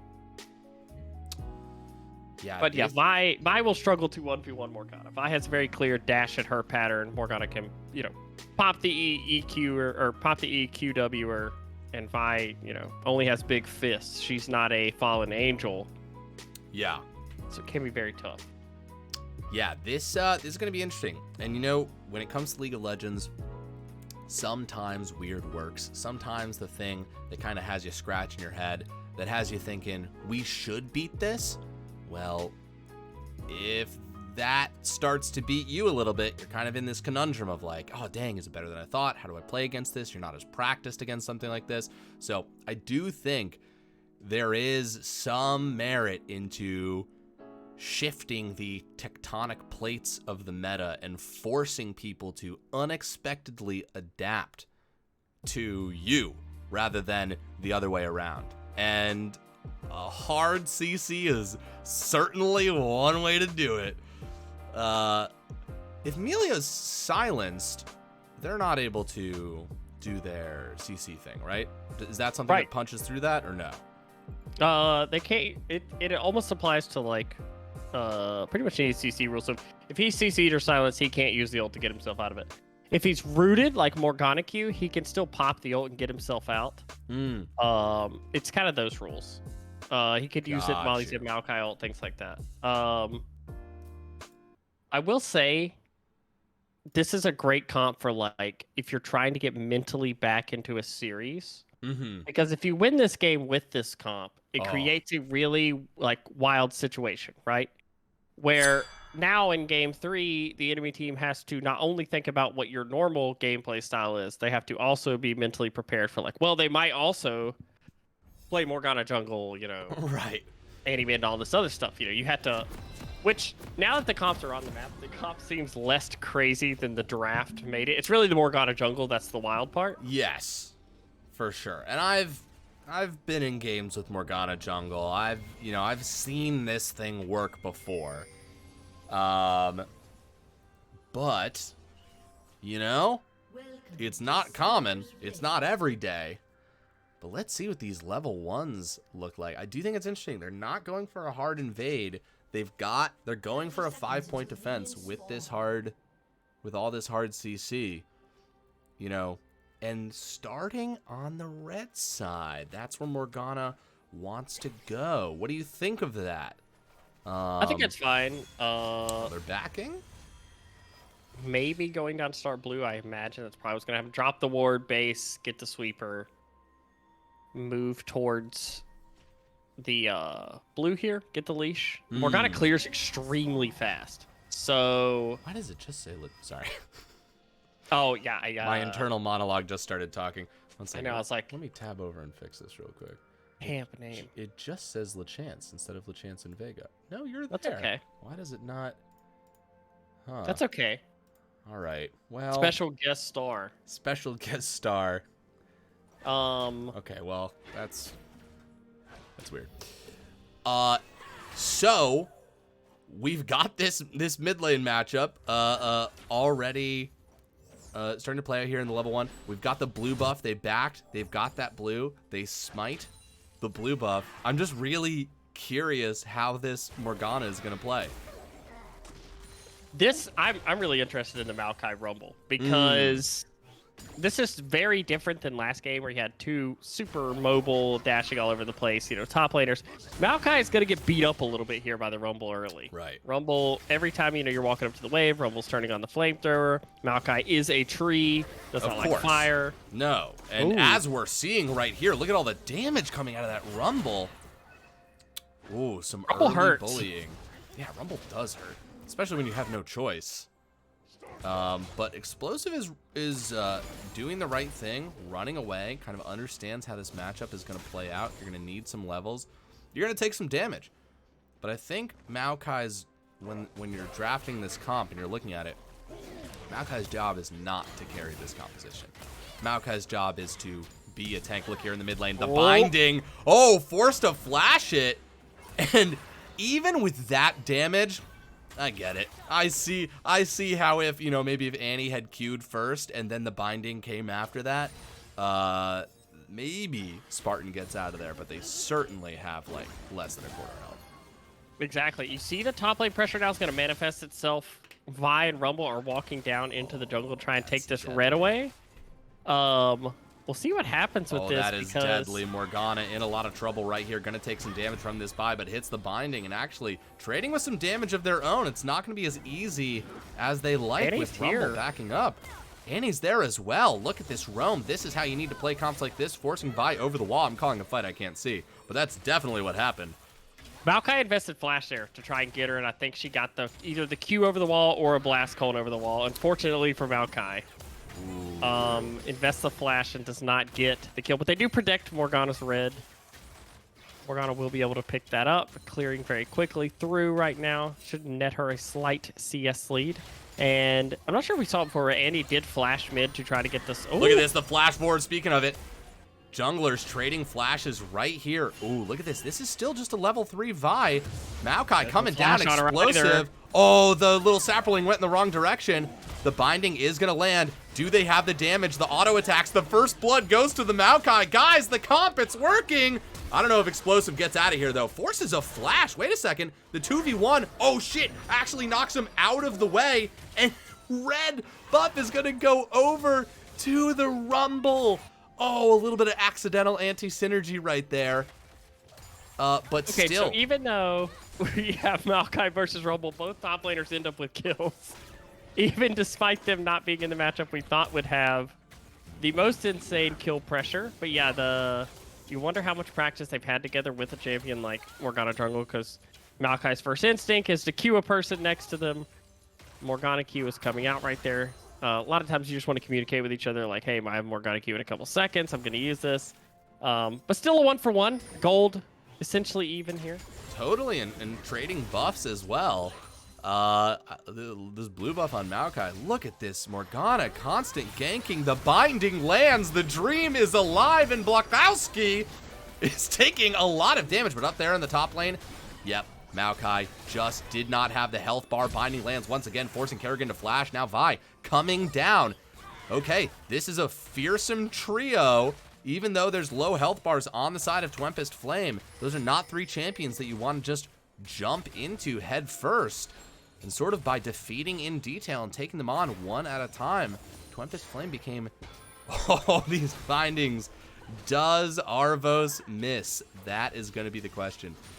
Speaking of pronouncing names, this was a long time ago, but during draft, you pointed out, you said, it's Kagrin. And I spent all game saying Kerrigan. I threw an R in there that was not there. That's okay. We're all StarCraft fans. We're all StarCraft. Kerrigan. 100%. Yeah, Kagrin. I heard someone say it recently, and I don't remember where, and it has stuck with me since. Completely reasonable. Sorry for mispronouncing your name for 40 minutes. My apologies. It's okay. It's only one game. It's a best of 5, and you fixed it. Like these teams, you've made an adjustment. Exactly. Going into game 2. We're now you're ready. Learning. Now, what's your best take on the Zeri's name? No, you got that one. For sure. Here's mine. Zandra Dreda? You know what? That sounds nice. Zandra Dreda. Yeah, you're totally right. It's just Zandra Dreda. I don't know if it that's looks right, very intimidating. Zandra Dreda. It's a very cool name. Mixty right here. Waiting in the weeds. Lots of damage coming out from this Rumble. This is not a fun place to be as Maokai. He ended up losing because when all the shenanigans happened in the Tri-Brush, the wave was pushing back towards Rumble. He ends up losing 2 waves of CS to the tower. And then now, Fly over the wall. Benji looking for a repeat of a fight we saw about 3 minutes ago. The smite goes down, but you've got the ult from Maokai as well. Benji forced to flee, but will they die in the end? One last auto is not enough, and now Rumble coming in here to clean up actually has a huge amount of damage. Look at this. Arvos might be in the wrong place. Flamespitter coming out again. Oh, the cleanup, heartbreaking. They almost had that. They almost had that kill, and look at this, cutting the wave, setting this up for the dive on Explosive. They know they've got him dead to rights, but holy shit, wait a second. Oh, that was so close to getting that. Oh my gosh, this is the unfortunate thing happening in the top lane now is Rumble is 3-0, and even though Morgana's able, one of the problems with Morgana is her Q is blocked by anything, so there's that awkward moment where they're fighting around the Krugs. The Krugs are essentially body blocking the Morgana's damage, and she's not 6 yet. She's not able to just lay that big boom of damage down. So they try to make a play to get Maokai some extra gold. Vi barely slips out, and Rumble is all the better for it. Going to get a couple more plates there, a nice recall, and we are in salvage mode right now in the top lane, but we'll see what can happen because Zeri is still in an okay place in this game. You still have tempo with the Morgana. You have the ability to lay CC down on targets. The worry will just be, as we see the Rift Herald started, how much can this top lane snowball? Sorry, I was sneezing off of, away from my mic so as not to destroy the ears of our good listeners. Well, thank you. Now, Xandra, I can't even remember how you said it before. It made sense when you said it. Xandra Dreda. Xandra Dreda. Definitely, that's definitely going to fall off from time to time. But I was just looking across the map here, looking at each of these lanes, and originally early in the game I was like, okay, well this is going to be all about the Zeri. This is going to be about getting Zeri to a successful point in lane, and how everything else plays out, as long as you've got your abilities and you've got some items, you know, you're here to provide CC. Oh, this is a great Rift Herald play up here on the top side. But you know, my mind is slowly changing that. Oh, with the Rumble ult as well, dropping here, clearing the lane. They do get the Rift Herald charge. Oh my god, Annie coming up too. With this Vi waiting in the wings. The 2v2 right here. Maokai ult is going to go down. They're going to try and start this. They're going to come around. That's going to be the combo coming out from the Annie, but Vi isolating the Annie, immediately flashing forward with the ult. Still not a lot of health. I mean, for what it's worth, Morgana jungle is up farm right now. Yeah, and she should be able to clear faster, and that is just excellently played from Vi. You don't always have to use the Vi ult as an offensive tool. A lot of times you can use it defensively to peel. And that's what happens right there, is that Rumble gets gone on. They want that shutdown. They want that bonus 300 gold. They know they need to help top lane. But Vi uses the ult so Annie cannot continue to pile on damage. Oh! Whoa, finding himself here at a 1v1. An ult would do it, but there is no ult from the Syndra. Explosive gets out. He involves the Syndra ult with Maokai W.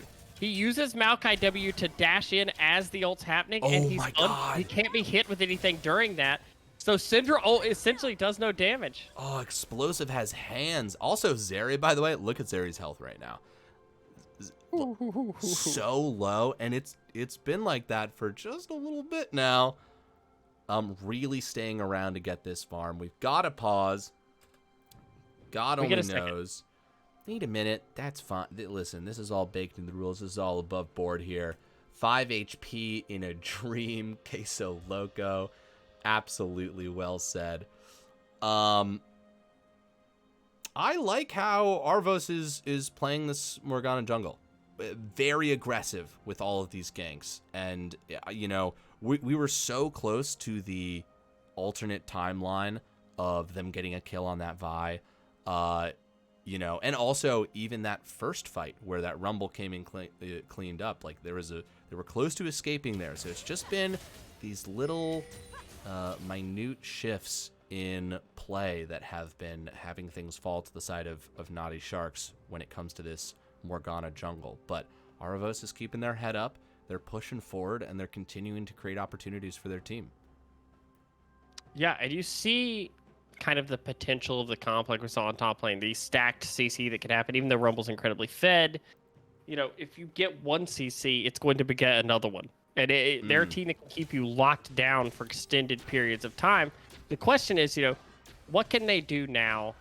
You know, once they get to these first item completions, we do see the Trinity finished onto the Zeri. That's a big buy. Maokai is getting tankier. Annie will be nearing that first completion, but we do have Ludens already on the Syndra. You know, Rumble already on that first item and moving. Scary. And luckily right now for Twempest Fwame, a dragon has not been taken yet. There isn't pressure yet to group up to those dragon fights with the Rumble. Excellent point. Yeah.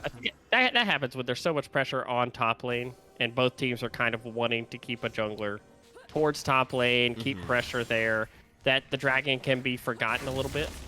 But that is a benefit to a team who's behind, because you don't have to worry about dragon stacking right now. Speaking of, you've breathed it into existence, or at least a bot lane gank right here. Zeri gonna have to make it over the wall. Very nice. Hop, skip, and a jump. They're gonna turn their Now eyes it's back dragon to this time. dragon. Now I they'll feel do like I feel like Rumble could win a like 3v1 team fight at this point if it happened in the right part of the map. Yeah, I don't think anyone has enough health yet to live more than a second on top of Rumble right now. And one thing that Sharks do incredibly well is that they play objectives. They're one of the first teams to go to objectives. They set up. Look at the ward line around Pinks, around denying vision, even entry into the Dragon Pit. Yes. They're pressuring top lane during it. Good job by Rumble backing off immediately, not giving a window to make a counterplay on the other side of the map. Just very well-coached team, very, you know, understanding of the macro game. And we'll see what Twempest Fwame can find here, because the gold lead does continue to grow a little bit. This happens as objectives start to fall off the map. So we'll see what happens, where their next play is with this Morgana, Annie, Maokai combo of CC, you know, where they can find their next target. No, 100%. And these smart plays are what's netting this gold lead. Let's check in with that as long as a fight doesn't break out down here. A little bit. Let's see. Wayne going forward. That's going to be the ult coming out from the Zeri. Zeri's trying to target Kargan right here, but oh, the Lulu rooted in the backline. Mixty coming out as well. This is the fearsome Rumble, held up for just a little bit with that CC, and just enough time to get 2 kills, but Wayne lived for a really long time. They're going to turn on to this Rumble. A ballsy move, but the binding lands and they go for it. And look at that. A 3-for-1. The dream is alive, and Twempest Fwame takes that win. That Maokai teleport was so good. Gets to the tri-brush on blue side as they're pushing a bot. And this is one of the dangers, is when top tower's down, it's a lot harder to track where the Maokai could be, right? He's not necessarily under his top of there. The laning has broken a little bit, and if you're not ready for those moves on the map, can't be there. And Zeri gets 2 of those kills, including the shutdown on Rumble. That's a lot of gold pumped into this Zeri's pocket, who is the primary damage dealer. Also, Maokai getting another kill, that will help stem the bleeding of the solo frontliner for them. Oh my god. I mean, patience. Patience is the key. And, you know, I was talking about it before. Like, it's not like this was just some sort of meme comp, or like there weren't, you know, moments of success early on. Okay, binding goes wide. Arvos trying to back up right here. Does not drop the spell shield in time. That's so much damage. Hey, Gasterker's right there, breathing it into existence, and that is honestly what they need to do. They're getting annoyed. They're getting harassed by this Morgana. Pick someone. Does the comp start to fall apart if you take these puzzle pieces of CC and remove them? The answer might be yes. Rumble does a lot of damage. Yeah, that's the lesson learned there. A lot of times you can get in this feeling of Morgana of like, well, I have Black Shield. I can put Black Shield up. It's going to eat some of that magic damage. Rumble is going to tick that Black Shield off in a second right now. Nearing 2 items on the Rumble, up to level 10 right now. That is a lot of damage. One problem with that play is you see what they kind of want to do, right? They kind of want to bait into it, engage, use the Annie ult, you know, on top of Morgana Q. The problem is they're not quite... Annie's a little bit poked out from laning. They're not quite set up on the play. Oh, they are going to invest a TP here. Yeah. Binding over the wall. Just being safe. It looked like they were going to see if they could get a lucky binding or a sapling to get to seal. They don't get it. They're fine with that. Syndra's already going to move back towards this part of the map. Going to walk mid. Doesn't really worry about investing the TP since they know there's no dragon up immediately right here. They won't need that TP, immediately in the next minute or so. So they're fine with investing that. And the game's a little bit closer than it was. Zeri is a little bit stronger, but we're still in a similar situation as before that fighting bot, which is Rumble is public enemy number 1. Yes, absolutely. Very, very scary. 122 CS right now. Does they have the most gold? Absolutely. By about 1,500. But you know who's sliding into second place, moneybags-wise, is the Zeri. Another threat on the other side, but a quieter one. One that's had to be a lot more patient. And, as this Zeri starts to come online, I think we'll see that realized in the way that we saw it realized in that bottom lane fight that worked out so well for Twempest Fwame, which is suddenly and with an extreme burst of violence, because that's just how Zeri has to operate in these fights. There's so much damage on the side of the Naughty Sharks. You need to be sure that you are winning fast and furiously. Absolutely. The Rylai's completed on the Rumble now, so if you weren't getting slowed inside of his ult before, you most certainly will be now. And you can see them 30 seconds on the Dragon, starting to set up around the spot side of the map, using the Rift Herald to crack the spot turret, take away some of that safety that's on the map there. Oh, Encroach look on at that vision. Rumble ult, and as you said, Vega, there goes the spell shield right away. Fake Blade forced to flash. Maokai ult being dropped, trying to buy some time, but hold on, maybe they're going to turn in this choke point, a flash away from the Rumble. Rumble still alive, Spartan flashing forward, getting that ult off onto the Maokai. The tree does not fall today. Explosive. Walking away right there. Nice stun from Spartan. And the Sharks turn onto the Dragon, onto this Infernal Drake. They want to pick up another one. They did it all through Game 1, and they're going to carry that theme on to Game 2. It is a Dragon day for them, but a teleport coming in. I think just trying to secure, make sure there's no shenanigans happening. It is going to be Kimtech Drake. Very fun. We love seeing all the plant shenanigans with this one. Oh, yeah. The problem there is the one that gets picked is the Morgana. And with Morgana jungle, until you get that Zhonya's, you are so susceptible to being all in. You are a mage after all. You don't really have any safety for yourself. Arvos maybe getting a little blocked by those Raptors, but actually still landing the binding onto Benji G, or some sort of CC. Absolute sniper with the binding in this game. Seriously. Close As I range. say that. Oh my god. Lands another one. Wow. What's that insane audio coming from? What? I don't know what is making that noise. Oh my god. That ult That. is a terror. Yes, I'm trying to look at like different. Yeah, isolate them and see. Is it Rumble in the skin? Oh my god, I think it is. It's just like chirping. Yeah, I think it's the. Okay, Rumble's the thing in it, but in this skin, he's like a space thing. Sure. I don't know what he is. Is he in, he's is he in a mech? Yeah, he's in a mech, I think. I mean, yeah, he's in a mech. I mean, base Rumble's in a mech. I assume Space Rumble's just in like a better mech, right? That's a good point. He is already in a mech. This isn't like a Nunu Willump thing. Oh, it's Okay, definitely it's the Rumble. definitely this 100% for sure. It's definitely All this right, skin. we've solved that mystery. I like how that audio is more prevalent than the Rumble ult audio. It's the loudest thing in the game by a landslide. I was like, what is happening? I was like, is this like a Lulu thing or? It's also Okay, weird we that solved the didn't do that mystery. earlier. Yeah, we solved the mystery. We are two brilliant detectives. I know you guys believed in us. State of game. Yes.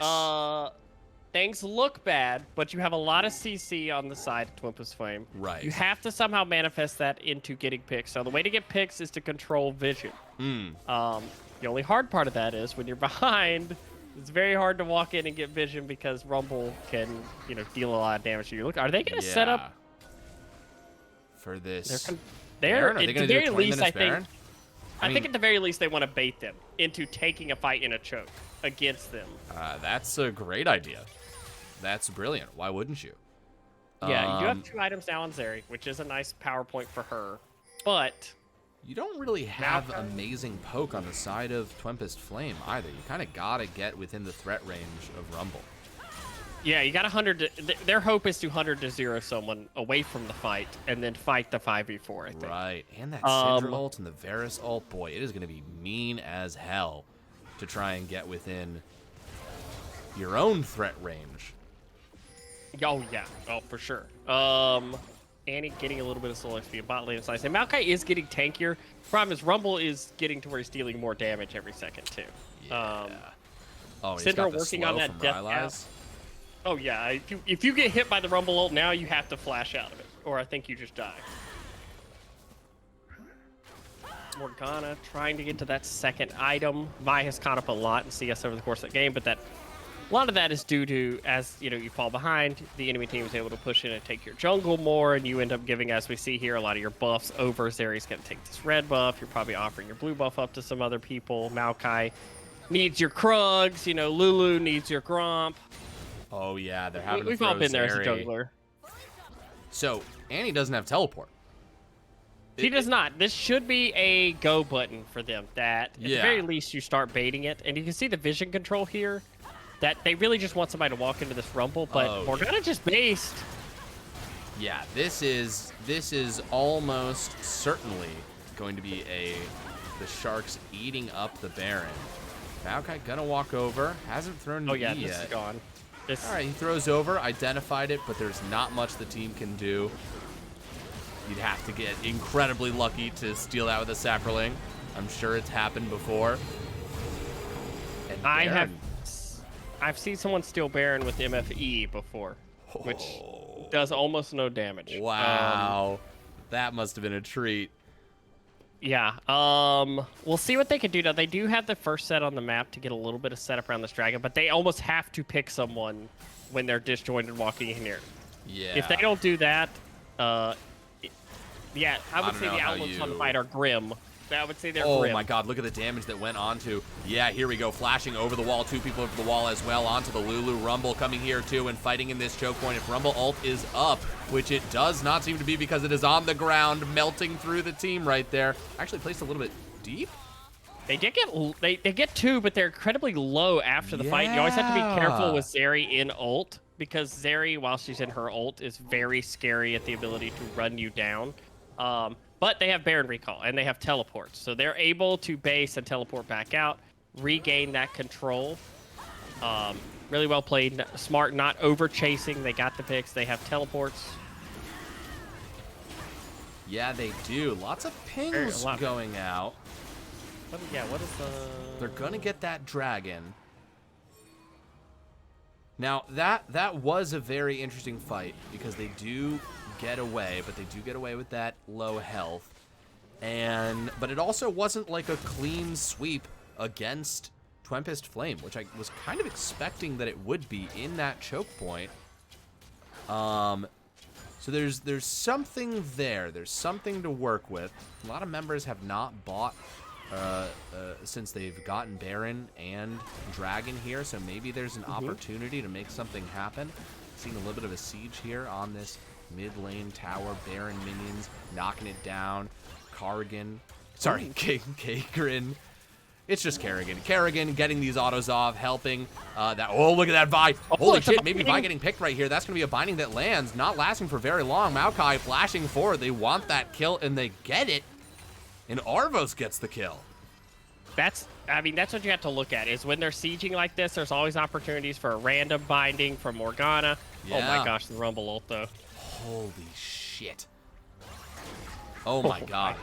Sandra gonna go over. Poor Rumble Lulu. ult is down. Is Zeri gonna try and start this fight right here? Yeah, the autos are coming out fast and fresh. The spell shield going down too, and it's just the whole team collapsing.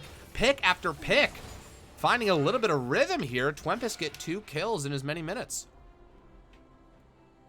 Good gosh, and that's the gold where you want it. You want it onto your Zeri. And this game's far from over. There's no soul out yet, and there has been a Baron, but the base has not been officially cracked yet, and you always have to worry with comps like this. Zeri, 235 CS. Wild. It's going to get very close to that third item, 1,500 in pocket, 10,000 gold, second most in the game, and that's the place where you want the gold. Zeri is the person you want to have that gold on. Yeah, absolutely. I mean, Xandra has not fallen yet, hasn't died. I think that's a signifier of really good positioning, especially with as many threats that are out here. And the fact that there's a Vi in the game, hasn't been able to find themselves in a position where they feel like it's worth it to press that R button onto the Zeri, but we'll see, because we know that that's Vi's ultimate job, is to just ult that Zeri. Absolutely, and Morgana's job is to press E on that Zeri and make sure that she doesn't go down. She should have a pretty nice, squad of bodyguards there to help. Mm-hmm. But we'll have to see how this plays out. There is no flash currently on the center, which makes her, an available target for Annie and Maokai if they want to look for damage there. Let's see how this plays out. Rumble, though, as we saw in the last fight, even if a random ult that's not even set up by any other CC can already cut a lot of members to half health. Yeah, alone, though, which... If they make picks, if they can catch the Rumble in the side lanes, as we see now, Rumble very extended in that side lane. Yeah, look at this. Some jungler fighting right here. Binding does land. They're dropping the ult as well. Maokai coming to help out, too. The question is, do they have the damage? They get him down to half health, but I think reinforcements are coming. And look at this. Twempest backing off when they need to. Not fighting for no reason right there. Always love seeing Vile in the Morgana E. It looks so funny because the other person just keeps walking around.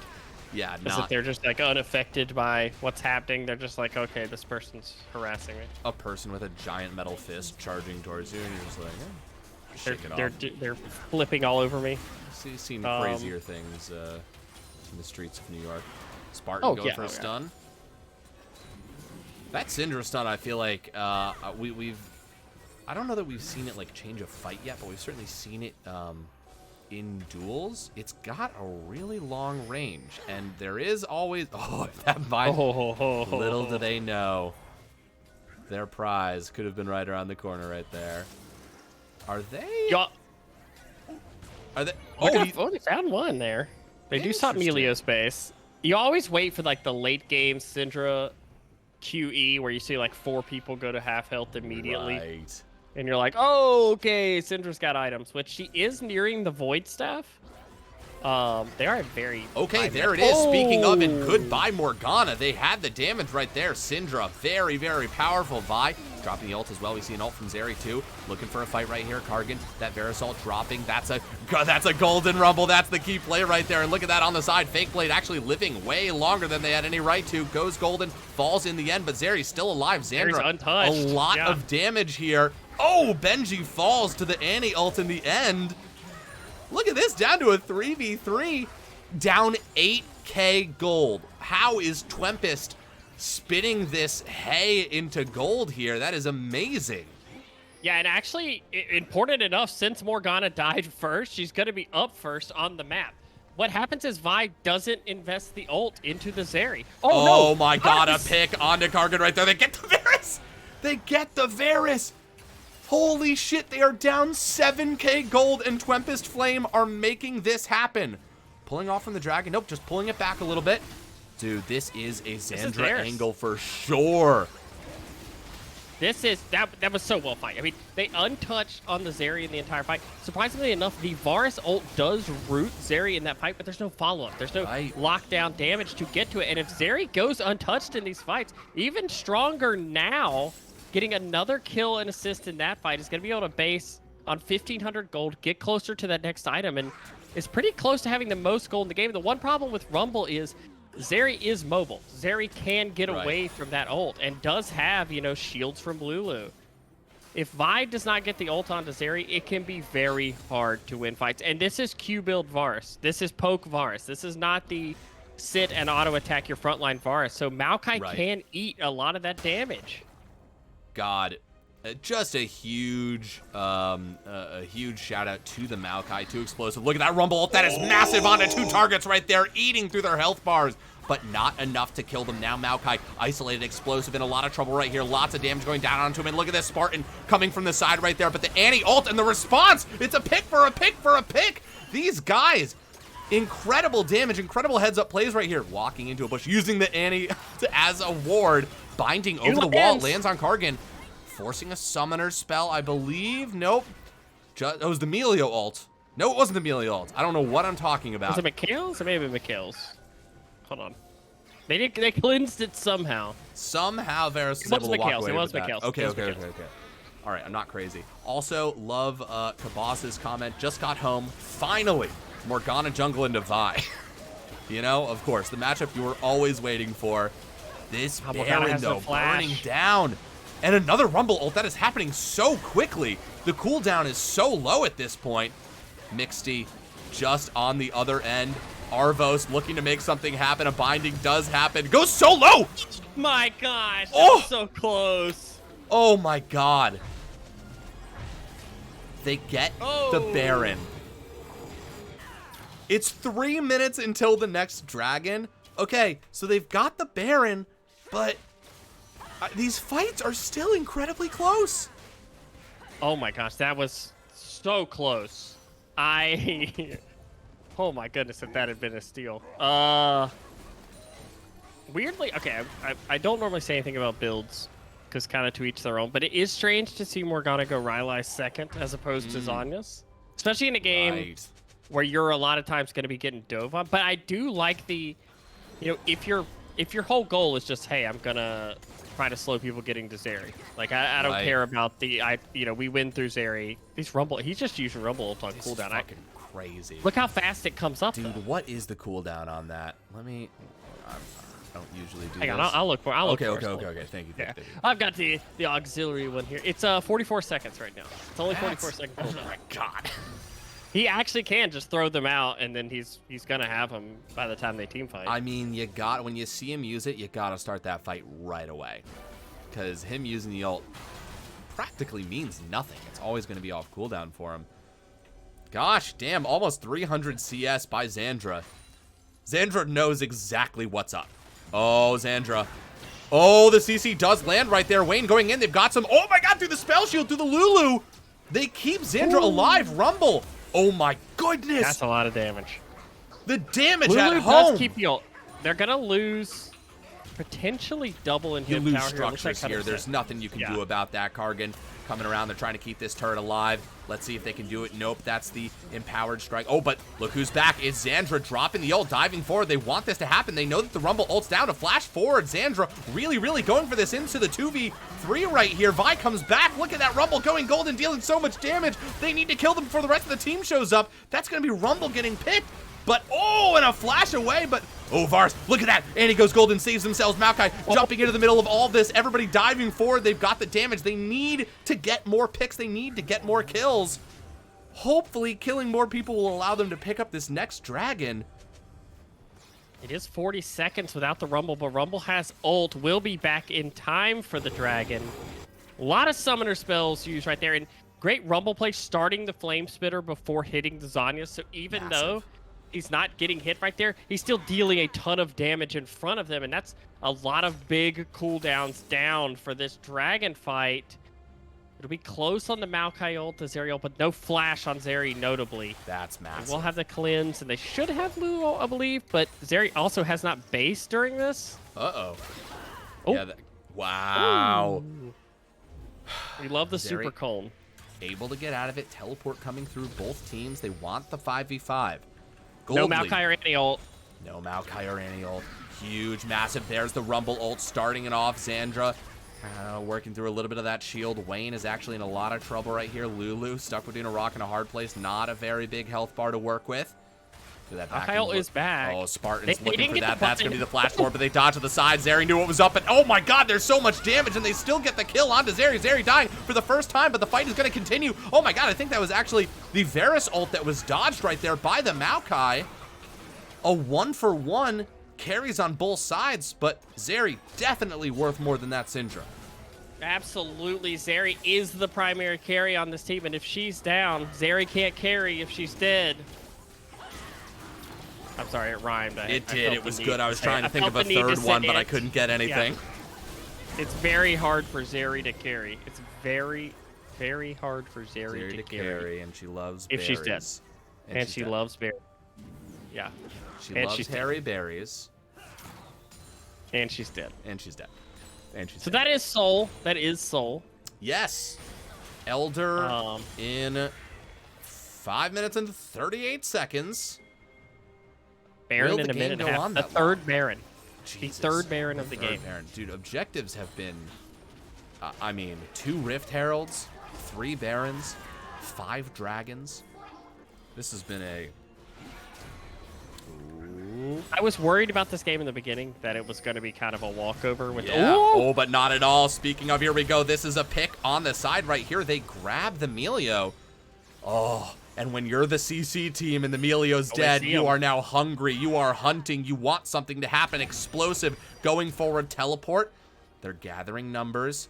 Syndra's here as well. Binding lands. Max Ray's binding. Fake Blood walking up, but that's so much damage, and they just die immediately. They burn the Zhonya's from Mixty, though. Let's see if that's enough. That's the ult from the Zeri trying to go forward. They need the CC. Vi going into the backline, not able to find the target just yet because Zeri is going to eat right through them and continuing to fight right here. So much damage. Sandra going down, and the Flame Spitter going so low, but not quite, and they trade. Holy shit, the power of the Zeri, but a double kill from the Rumble. And now it's just Morgana and Maokai versus Varus. Kind of a confusing fight. Not really sure how this one plays out. You gotta get close to him. The binding doesn't land this time. The base. Explosive base walking so forward. Look at that, the spell shield. They've got the speed. Oh my goodness. Kerrigan getting out of there with Ghost Blade. Buying time for the split pushing minions here. Yes, you're right. The base is in shambles. Good He's gonna be able to clear. Oh, but that botted him. Oh, brutal. This is going to be a 4th Baron. Oh my god. Yes, it is. Vi is spawning. This should be a Dude, Baron taken here. No matter how this ends up going, it still took all these resources to beat this composition. And I mean, you just gotta tip your hat to the fact that this looked pretty shaky in the beginning. Argon going quite low. There. Okay. Be careful. Still fine. Wayne walking up here, dropping some wards, getting vision. Maybe going to try and go for a steal here. Let's see. Zeri is running forward as well. Benji taking some damage. They're going to try and go for it. Blue team gets it. Again. I'm like, whoop. Dude, close. There's always an opportunity. Okay. We're close to 6 items, Zeri. Yeah. She very clearly, we saw in that fight, they did a great job with the Black Shield on Zeri. Vile did not make it home. The real issue we're seeing in all these fights is the Rumble usage of Zhonya's is so good at baiting fights. Every time it looks like they've got to pick, great Zhonya's is able to make them overcommit onto the Rumble. And all he has to do is drop the ult and turn on Flame Spitter and press his Zhonya's. He's going to deal a lot of damage. Question will be, this Dragon is 2.5 minutes away. Will the game last out for that? Yeah, Or will this Baron have to push? Yeah, they've been able to clear a couple of waves here. They're starting to see people's builds come together. They were able to clear that top wave before they were able to get to it. That was a pretty big wave, so it's important they took that one out. I don't know. This top tower is the only one that's left up. They do have the mid inhib, which is helping them a lot right now. Oh, so that they don't have 2 lanes, but... Oh my god, that Rumble ult. Really well placed. Good shielding, though, immediately from the Lulu. I'll tell you what, Twempest has hands, for sure. Done some damage over the wall right there. Maokai ult being dropped. Okay. That's shield, too. That's a lot of things being expended. They're going to go forward. Explosive is in the mix right here. They're going to fight in this choke point. They want to do this. There's going to be the Varus ult as well. Going unstoppable. Going on to the Zeri. Zeri down to a 3rd health right here. Lots of damage coming out from the Syndra. Going on to the Annie. Explosive going back in. The numbers are falling, but not in favor of Twempest. Another binding does land right here. The Sharks are cleaning up. That was picture perfect for the Sharks. Exactly where they wanted that fight to happen. Yeah, it looked like a little bit of a moment of desperation for Twempest Fwame. They saw, like, maybe we can get a fight here. Maybe we can layer it, but Vi is able to get the ult on Zeri, interrupt her damage for a few seconds, and you see oh my god, look what at this happens. wave. That's the Rumble ult being dropped. They might be able to end it right here. Arvos is going to go down in the end. Wayne, too, going so low. Zeri fighting on pad, trying to take them out, is killed on pad, and there it is, an ace into the Nexus exploding. We are going to go to match point here. Naughty Sharks up 2-0. Yeah, Mixty is a monster, but I want to give some real credit over to one Spartan left there at the end. Getting the Syndra to late game, the execution on the ult that ends up popping Annie in that last fight. But Mixty 54k damage done. That's definitely the story of the series so far, is top lane. Mixty has been extremely good. But on the good. other side, gotta give a shout out to Zeri there. Zeri playing very well in that game, being a point of pressure. We'll see what the adjustments are going into this game 3, but down 0-2, you gotta, that's where you throw out all the special stuff. If you've got anything you've been holding back in the series, it's finals, you're down 0-2. It's time to pull it out. Absolutely. And Mixed, 2 games of dealing twice as much damage as the next person. Game 1 on that Graves, game 2 on this Rumble. Extremely dangerous up there. And we're going to match point. God, I feel like that last fight was a really tough situation for Twempest Fwame. I understand why they pulled the trigger, but it was one of those things where it's like, dang, we've invested a lot of resources in this, but they've got the Baron. We need to make something happen. We need to get a win in a fight here, and it just ended up not being the right angle. But I loved the composition. I loved watching that game, and it really was working. Lots of CC off the back of that Zeri, and in large part to Xandra playing as well as they did. Also the Morgana jungle, genuinely those bindings landing every which way. Absolutely. I would like to see them switch to more of a 2-threat comp in this next game. It felt like Zeri had a lot of their team fights would go in a decent way, but Zeri was the sole person who was able to deal damage. I would like to see a little bit more of a dual threat comp. I thought their game 1 having the Vigar also helped them a lot. I'd like to see them switch back a little bit like that, but I liked the Morgana jungle overall. I liked I liked that flexibility in drafts, especially as a counter to Vi. We'll see how it changes. If you're on the side of Twempest Fwame, or if you're on the side of Naughty Sharks right now, you're feeling great. You're up 2-0. Right. Your strategy has worked. You haven't had to adjust a ton to what you're doing. I think largely you're going to be running back the same strategy and say, let's, keep it up until they prove us that they can stop it.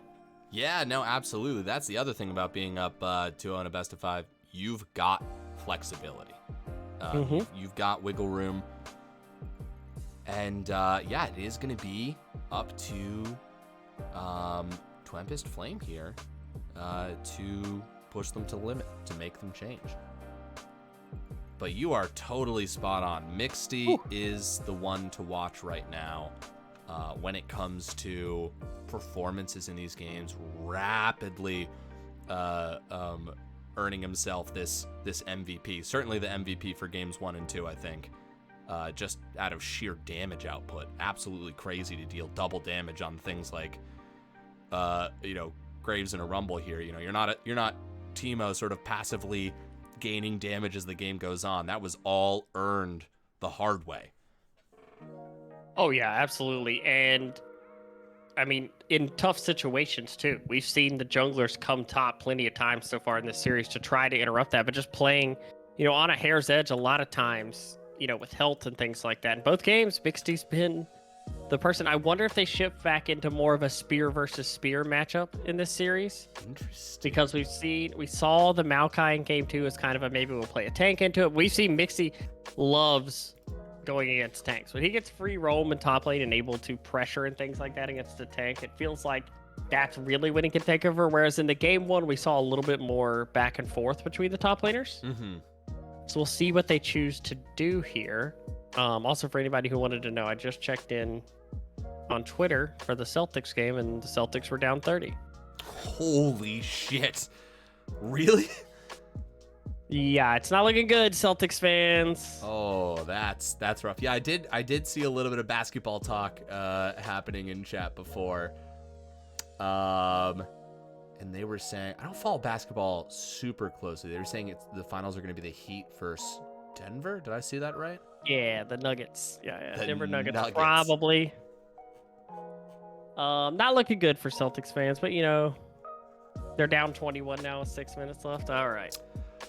There's, we're either going to see an incredible upset or we're not.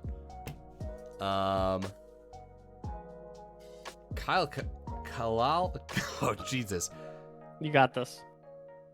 I think it's just Kylie. I think it's Kylie. That's what I think that is. Actually, I think you're right. Yeah, right? Kylie, let us know if we're saying that the way you intended us to say that. But thank you so much for the Prime sub on a 3-month streak. Appreciate the hell out of that. Kiale. Fuck, that sounds better. Kiale. That's awesome. Does that mean anything? It sounds like it means something. Hold on. Juice Fox saying basketball is a fake sport. You heard it here first. Basketball. You heard it here. Not real. Live breaking. It's not real. Breaking news. The ball doesn't exist. Those guys are just running around, throwing their arms around for no reason. Yeah, but it's like the people doing motion capture. That's all it is. Exactly. We just can't see it. Listen, this is a classic Emperor's New Clothes situation. Who's going to be brave enough to stand up and let you know basketball doesn't exist? I love the energy. Bart TV saying we are going to game 5. Hell yes. Game 5 incoming. I'm ready for it. We're buckled in for it. Dude, I bring my seatbelt everywhere, and it's buckled right now.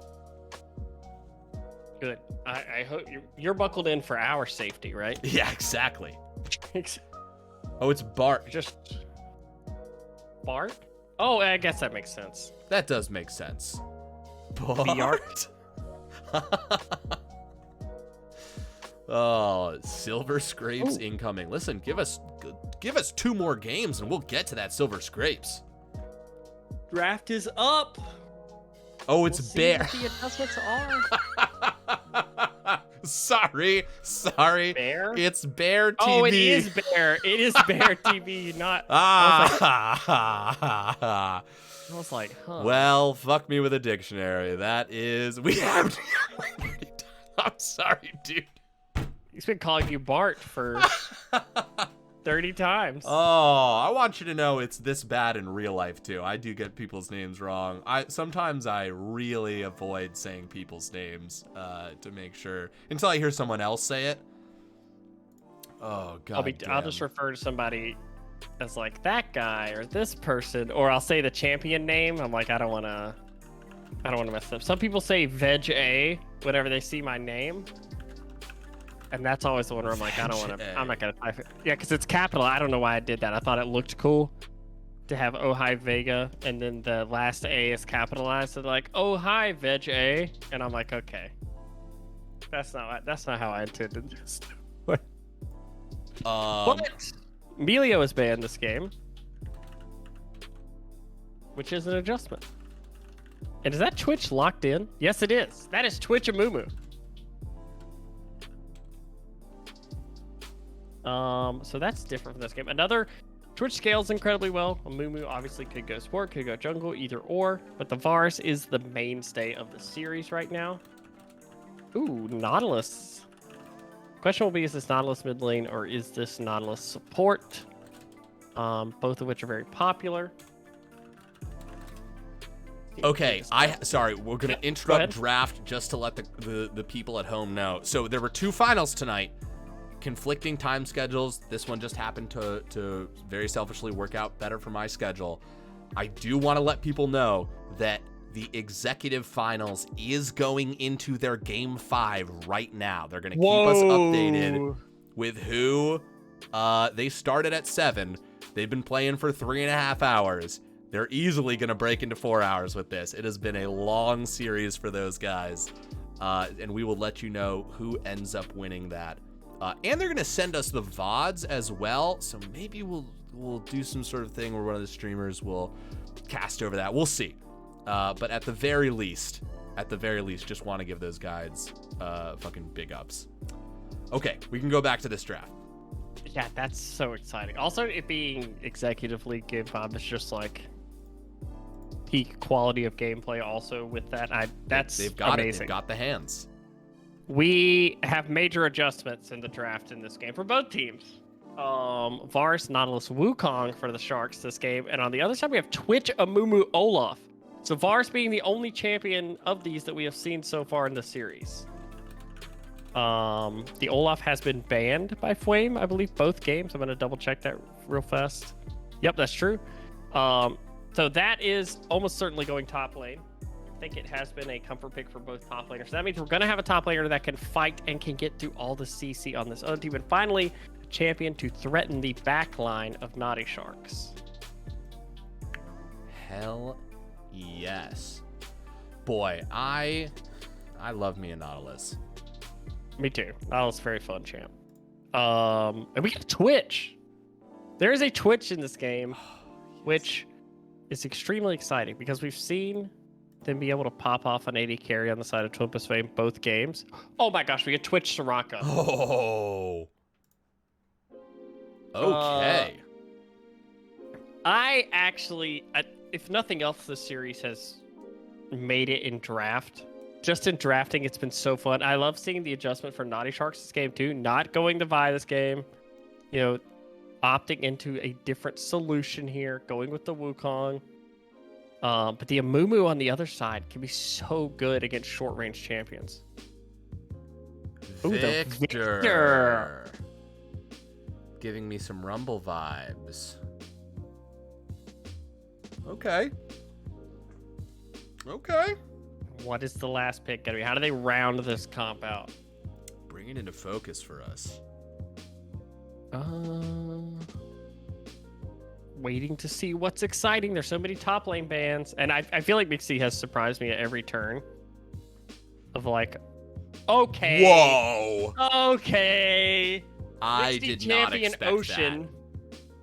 He's actually just flexing the champion pool at this point of just picking, you know, whatever he feels like is a good matchup here. He's going to be against the Olaf more than likely. Gets the Tryndamere. This is definitely going to be the split pushing Tryndamere in top lane. Try to split this into a 4-1. They've got a great 4-1 comp. Victor, Wukong, Nautilus, Varus. Wait a minute. Yes. Wait. There's a Lulu and a Soraka. Wait a second. And One of those is don't going to a solo lane. One of those is going to a solo lane. I don't see anything in chat about, wow, Twempest Fwame they say, listen, either we're going to win this the way that we're going to win this or not. Like, this attitude from Twempest Fwame is incredible. Where is that? It's got to be the Lulu that's solo, right? It might be Soraka mid. I'm thinking it might be Soraka mid. I have no idea. I am totally perplexed. We're gonna find out. This is, at the very least, a very exciting draft. Thank you, Theo Vaughn. This is Mixie's first Tryndamere game of the season. They are truly crazy. You are right, Lamp. You are absolutely right. Which goes first? Does Twempest Fwame win with a crazy comp before Naughty Sharks Mixie completes the top lane bingo card? Oh, yeah. That really is. I mean, you know, we know that Mixie has the hands to carry a game. And Tryndamere is just a bear of a champion to play against if it is in a super strong spot. I don't know. I do not know. Okay, let's try to analyze it. You do have an Olaf with Soraka Lulu behind it, which can be extremely scary as a team that has a lot of CC where Olaf could just run through. Twitch obviously provides his own scariness of popping out of Invis, being able to do a lot of things, but there's a lot of tools on Naughty Sharks for Twitch, actually. There's not really a champion on that team you want to pop out of Invisible against, because Nautilus ult, Varus ult, Wukong ult, Victor, you know, throwing down W and ult. Tryndamere has his ult, can dash onto you. So these fights, I imagine what they're hoping is that Olaf and Amumu will create so much, you know, pressure and have to be focused that Twitch will get to free hit with the ult in the back and they won't be able to actually use those CC tools on it. But on the other side, you have a great 4-1 comp. Victor, Wukong, Nautilus, Varus, very good at sieging, very good at playing around dragons, Riffrail, things like that. Whereas Tryndamere will want to get a lead in the side lane and just split push, which Mixie has done a very good job of this entire series. So, I'm going to go out on a limb here and say that I like Naughty Sharks draft better from a technical perspective, but Twempest Fwame has won my heart over with their draft. Absolutely. No. Yeah, it's just, I love just trying this stuff.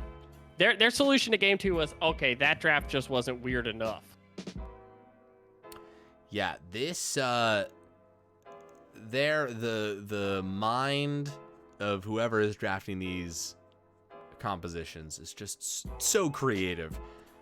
Really, really finding answers, and I can't knock it because we saw what it could do last game. Also, Alpva,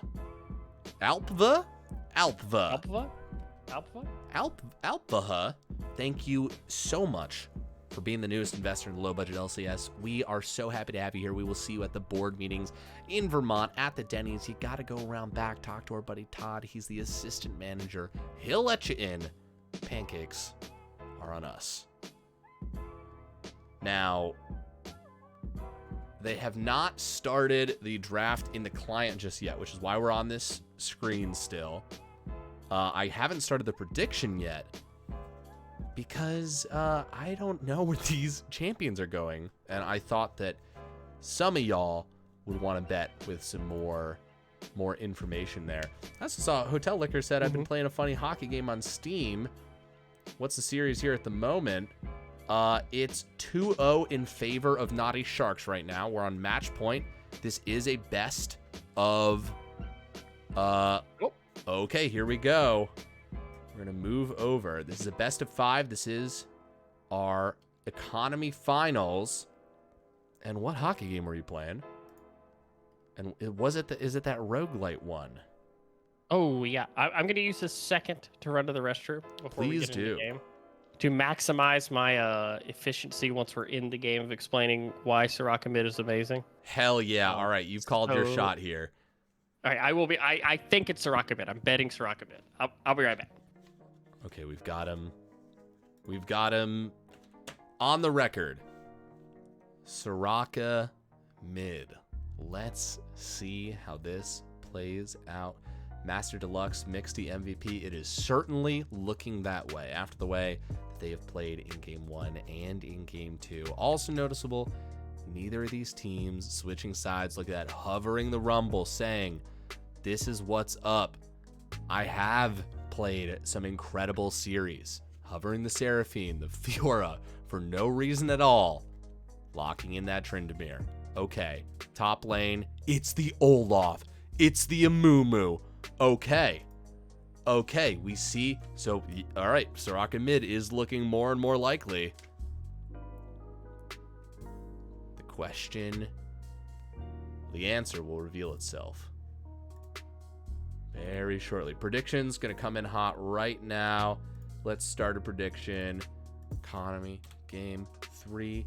They have not changed sides. We're going to start that prediction right now. Bet your schmeckles, folks.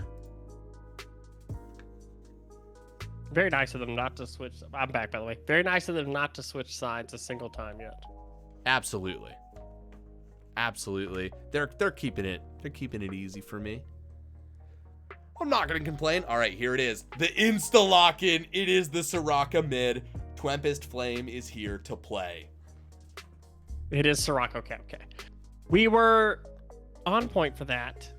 I'm really, even though Soraka mid's crazy, and I know we're gonna have a lot of focus on it, I'm really excited about Tryndamere versus Olaf, especially like the level 3, where both of them will look to all in each other. Yes, absolutely.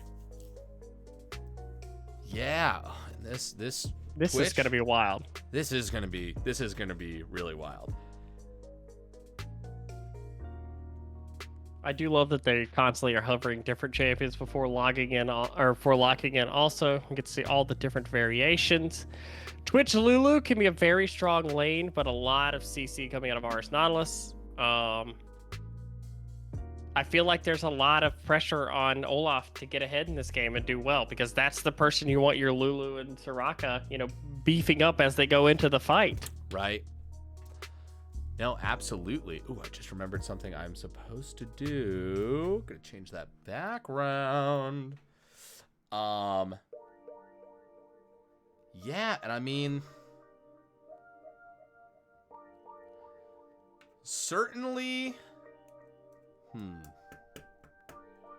I feel like Twempest Flame's composition is certainly needs some time to get its to build up a foundation.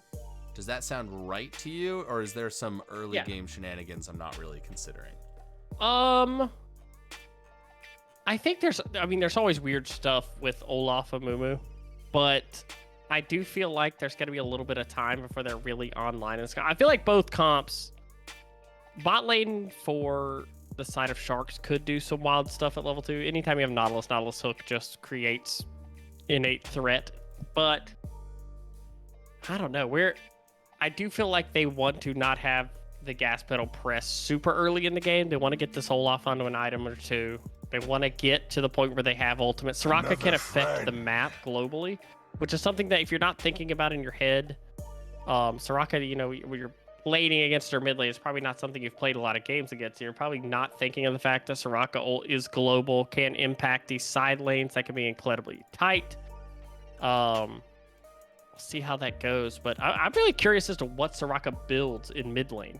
What is the item choice for Soraka mid? Because they went to a 2-threat comp, which is what I really wanted them to go to last game, but I didn't expect that to be top and being the second threat and mid lane being the more supportive role. I don't know. It's going to be interesting to see that play out, have a little story unfold in front of us. But, you know, Twempest Flame, no stranger to having supportive elements come from maybe some unexpected positions. And for what it's worth, we saw in the team fights that, like, they really did play those roles. They didn't just lock in those champions and then they were like, and now we're going to forget about the purpose of why we locked in these champions. You know, there were plenty of Morgana spell shields that were going on to the targets that they needed to, protecting that Zeri, keeping them alive.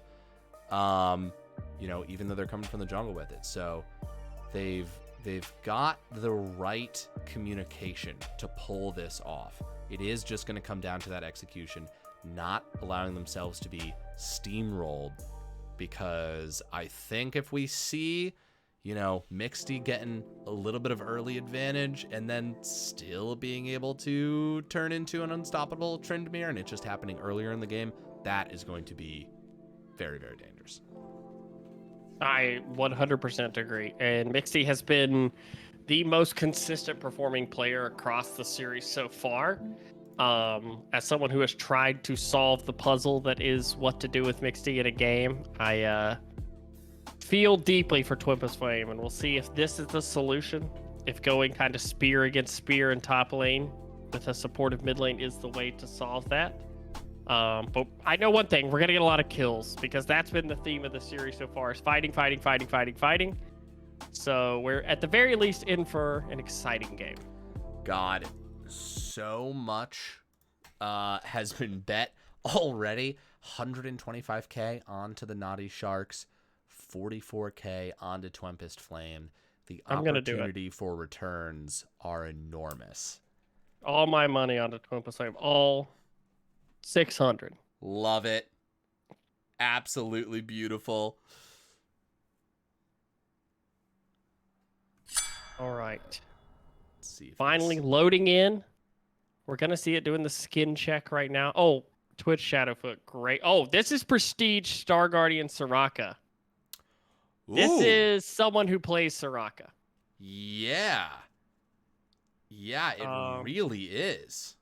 Oh, never mind. Don't check the mastery. Maybe not. But a great skin. All right, I won't. Don't do that. It's a lot, I promise. I will say no mastery unlocked on Tryndamere. So Mixty deep in the bag right now of champions, looking for counter picks. Looking for just that perfect top lane matchup. Love it. Doing the emote check now. Who's got great emotes? All of the level 1 was pretty good. All of the loading in emotes. Wonder if we'll see any spice level 1 with the Nautilus, or if we'll see standard 5-point as we've seen every other game so far this series. And will we see a game 4, or will this be Naughty Sharks locking in that championship in the third game? We're at the edge. The precipice. And Also, Twempest- one teleport in the game. Only Victor with a teleport in this game. Oh, shit. That is extremely relevant. It's Rocco with the barrier. See it getting pinged out here. Didn't matter. Also, Doran's shield for the Tryndamere. Doran's blade for the Olaf. Minions have spawned. Sword Explosive, and very shield. confident. What's the Leona quote? Pin or sword, the shield is mightier. Ooh, that's a great one. I have not played a lot of Leona. Leona has great quotes. I'm a big Leona fan. She looks awesome. I love her design. It's Just cool. Just girls with giant swords and stuff like that. It's always cool. 100%. You got a great paladin vibe as well. It's just perfect. Absolutely. Very cool. Pretty standard start here from everybody. Leashing, we'll see. Top lane should be a little bit explosive. Olaf early on. Trading will be good. Soraka surprisingly has pretty good harass and AoE clear in the mid lane. So don't expect her early laning to be very bad against Victor. Victor tries to stack up there. Hook landing onto Twitch right here. Nautilus unafraid to find the angles. I like that as an early trade. Yeah, very good. Oh, level 2 on the Olaf here. Getting a nice Speaking trade. of early trades, that was really nice up there in the top lane.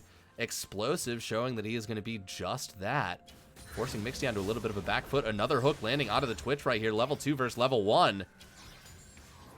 Great Nautilus. job zoning them off this CS. Just outstanding job playing Nautilus. As you should. Play him like he's a big tanky boy. Get up there, move them off the CS, but early Oh, Amumu look at this. bot. Another hook lands it, but it might be a problem as Amumu coming down. Look at this. Kerrigan, Pulaski trying to flee, but that first bandage toss does not connect. The exhaust coming down as well. The second one does, walking forward, forcing a flash away, but burning a flash on their own, and Fake Blade living in a little bit of trouble, but they get out of there. Notably, Twitch flash there to try to get the execute. Straka holds on to the sums. So it does have the barrier, does have the flash if things come across there, but very good job by the bot lane there of the Sharks.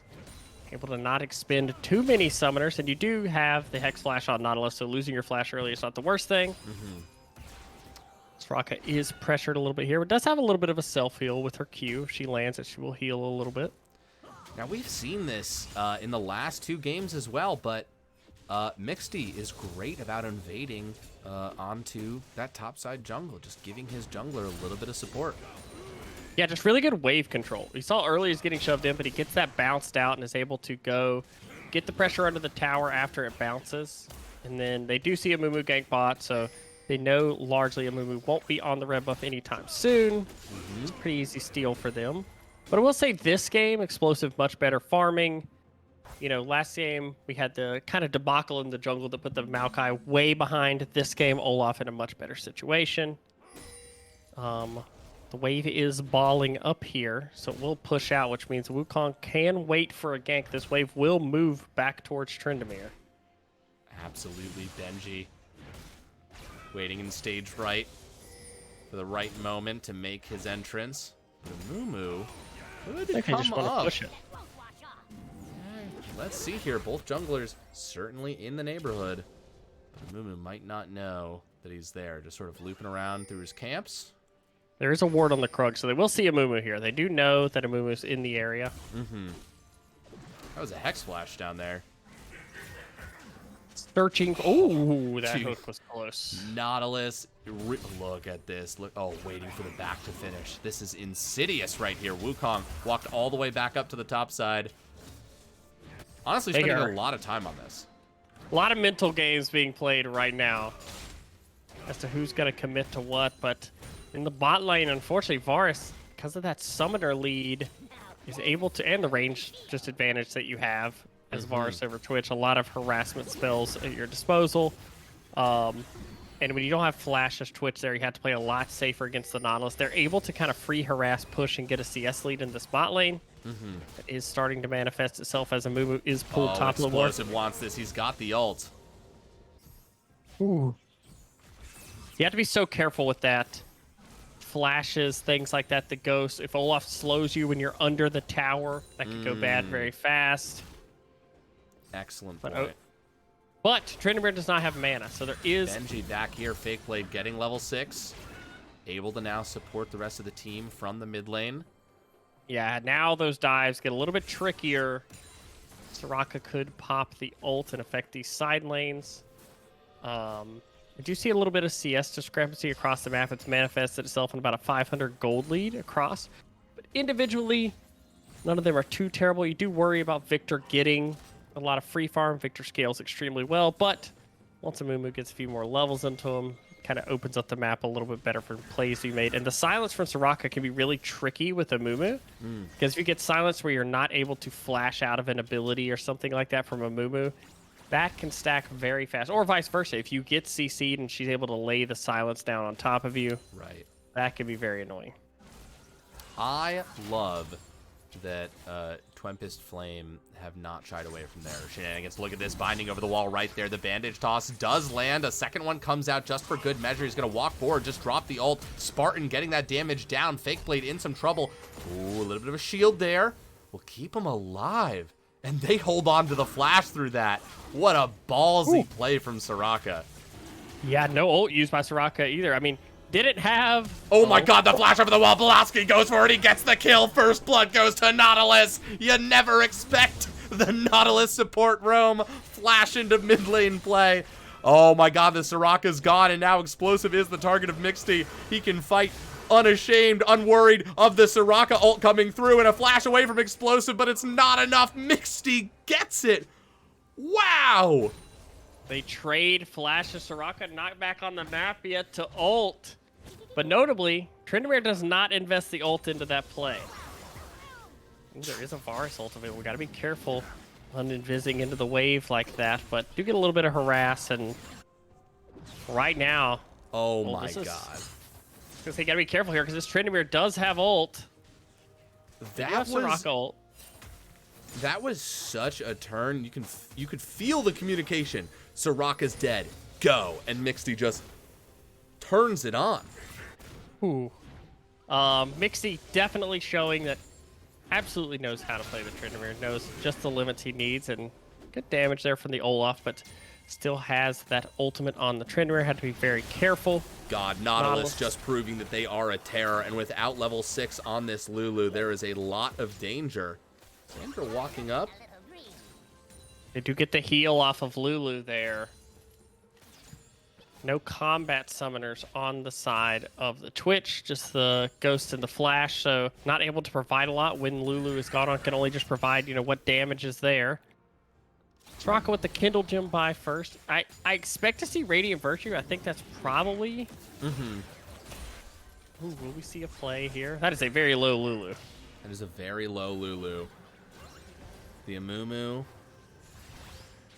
Not able to find a target. The wards from Naughty Sharks have been out of control. Yeah, they're just stifling aggression at every point.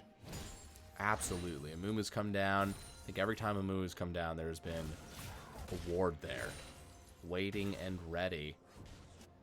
Well, let's talk about the oh, Mixty, what are you up to? He's gonna go for this. Nope, just a little bit of a trade. 2 turret shots ain't nothing to this Tryndamere Explosive looking to clear the lane, but look at this. He's got the ult.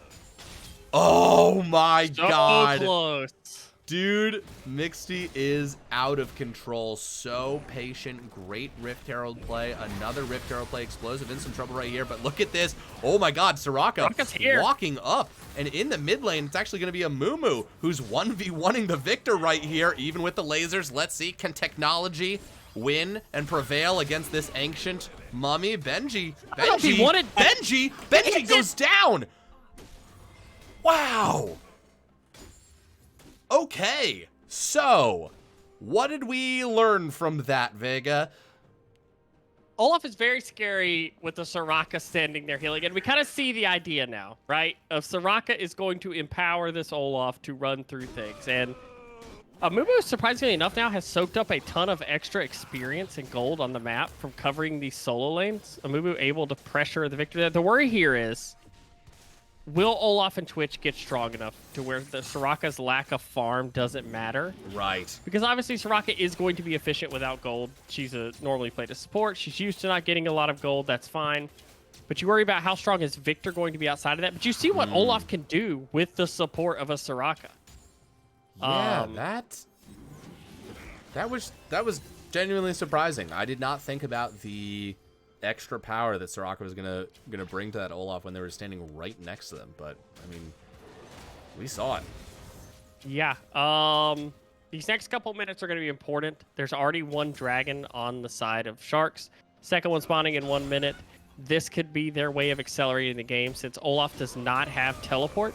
Their ability to kind of get into this 4-1 strategy, which you want the Olaf with your Lulu and Soraka. You want to be able to use that Olaf in these fights to run down the Varus, run down the Victor, things like that. And if you don't Fake have Blade that, in a little bit of trouble right here. That's going to be the hook landing. Do we have a follow-up with the ult as well? We do, but a flash away. Fake Blade gonna get under turret, and look at the amount of force they brought to eliminate this Soraka. Absolutely. They want to attack that Soraka, get her low. It's very hard for her to heal herself, right? If you all in another person, Soraka a lot of times can get that health back for them ahead of an objective, but if you attack the source of the healing, it's a lot more effective. So Soraka going to eat through some potions, try to stay here in mid lane. Does not have the teleport to come back to lane. And right now, Sharks in great control of this river ahead of the dragon. Absolutely, and Volkowski's hooks have just been out of control. Finding an Amumu in the jungle, though. That's going to be the ult, as well as another bandage toss and a Twitch over the wall. Let's see if they can get the kill. Volkowski, oh, a little bit of Spider-Man action here. Off the walls of the jungle. Amumu stopped in their tracks. Not at all a third bandage toss, and they do get that kill. That's the Soraka ult. A lot of damage coming, or sorry, a lot of value coming out of this gravity well on 4 targets. But they get the jungler, and they control the river, but the jungler's dead. Yeah. Oh, the flash forward, the damage from Fake Blade. Oh, maneuvering out of the silence, finding the angle, and Victor gets Soraka. Yeah, that's big. They actually are able to. Ooh, you got to be careful here, Twitch. Wow. Wow. They do get another kill, which is very important. Amumu has shown amazing job landing Qs in this game. It actually dealt pretty good damage early in this game. And they do delay that dragon. So even though they don't get it, they do delay the dragon. But man, this Victor has been sitting mid lane farming for the majority of this game, and he's starting to deal a lot of damage. Luden's completed now. Because of the delayed base on Twitch, also Varus is now going to pick up some plates in bot lane, and proxy farming has begun for Tryndamere. Nox points it out. Are we seeing AP Twitch here? It looks like if there's a Nashers on board there, maybe they're saying Soraka's probably not going to bring a lot of AP damage for us because she's going to build supportive. We want to kind of split our damage profile between Olaf and Twitch. Looks like it's going to be AP Twitch, which AP Twitch can deal a lot of damage. Is going to be different in this game. It's going to be more of a pop, which I'll say this is going to be useful. Okay, so you've got this. You're right. Listen. Yeah. Call a spade a spade. Victor is going to deal much more damage than Soraka, and it is going to become a problem. A flash over the wall, hook lands onto, but look at that, dueling hooks right there. Huge gravity well onto the Soraka. Probably going to get that kill right there. They do indeed, the Amumu doing what they can, but through 2 turret shots, Victor is looking quite a little bit low enough that Amumu wants to go forward and get the kill. There it is with the ult, and now it's just Nautilus not finding themselves into a 1v1. Oh, Amumu swinging forward off the creep wave, getting that kill. Tryndamere down here now. Okay, Mixty. Let's see what he can do. That's the polymorph. Now the Twitch here as well. Again, a big pop. Let's see if he can get it. The damage. There are no fight lines. This is all over the place. Another charge of that Wukong ult. In the end, it will be a 3 for 2 and a triple kill for Tryndamere. Uh-oh. Yeah, that was a wild fight. Things happening all over the place. A lot of the gold is going on to Amumu here. The unfortunate part is Tryndamere is now 4-0, and it's going to become harder and harder for this Olaf in a side lane now to deal with this. Mixty being that consistent force. Now, big things, there are no sums right now. This is a chance for Olaf. He hasn't spent that gold yet, but... Uh-oh. He is going to drop his ult and get that kill. Holy shit. He hasn't spent that gold, but does it matter? That feels like someone may have pinged that he ulted mid lane, and Olaf is thinking he's going into that fight against Tryndamere without ult. All ins under the tower, and surprise, Tryndamere still has ultimate. But you know, that can happen, especially in fights like that that are so disjointed. It's hard to remember what spells were used, who went where. Amumu, who is pretty strong right now, actually. I'm going to come top to clear this. An AP Twitch, like, I see where it's going, because there's not really a tank on the other side, right? Like, Nautilus is not going to get very tanky. I could see the logic behind saying, like, hey, if we get just an upfront burst on a lot of this comp, that Olaf will be the consistent damage that we want. Oh, the Hex Flash over into the hook. Once again, the ult as well. The double CC with the Varus 2 and a clean snipe. Let's see if they can do the same thing on the bottom side. This is going to be a little bit rougher. That is the Lulu ult. One left. Spartan is taken down, but that gravity well. Sandra makes it out. Mid laner for mid laner, but notably easier for the Naughty Sharks to get that pick. Uh-oh. Yeah. And they are coming to collect. Long range poke. They certainly have the flash forward. Kargan gets it. That was beautiful. That was a beautiful flash snipe. Olaf, will you be able to survive our time? There is no Tryndamere ult here. So this is a moment of and pretty good wave clear too from Amumu. Or sorry, from that Olaf. Does have the Hydra. Holy shit, blind over the wall. Arvos wants it, lands it, takes another. The axes are coming in hot. The Undying Rage from the Tryndamere and Victor too. They've got damage, they've got AD, they've got AP, but Explosive does not care. Just gonna go forward. Amumu is too. They want this fight to keep going because Soraka's here. Fake Blade coming forward. They've got the heals if they need it. Oh, if that Amumu ult had landed. Uh-oh, Benji's here as well. This is definitely gonna spell trouble, potentially, but Lulu scares him off. Wukong doesn't want this fight. And now is definitely... They are running. Yep. Thumbs up there. Gosh. Whew.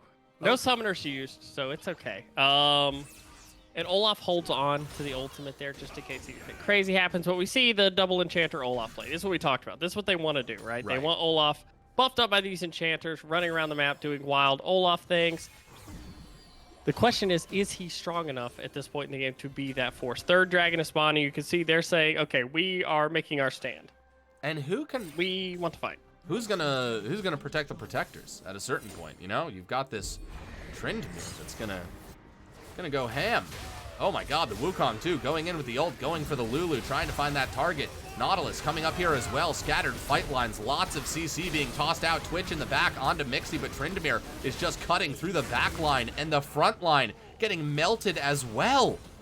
What do you do? How do you solve this? Mixie gonna go for it.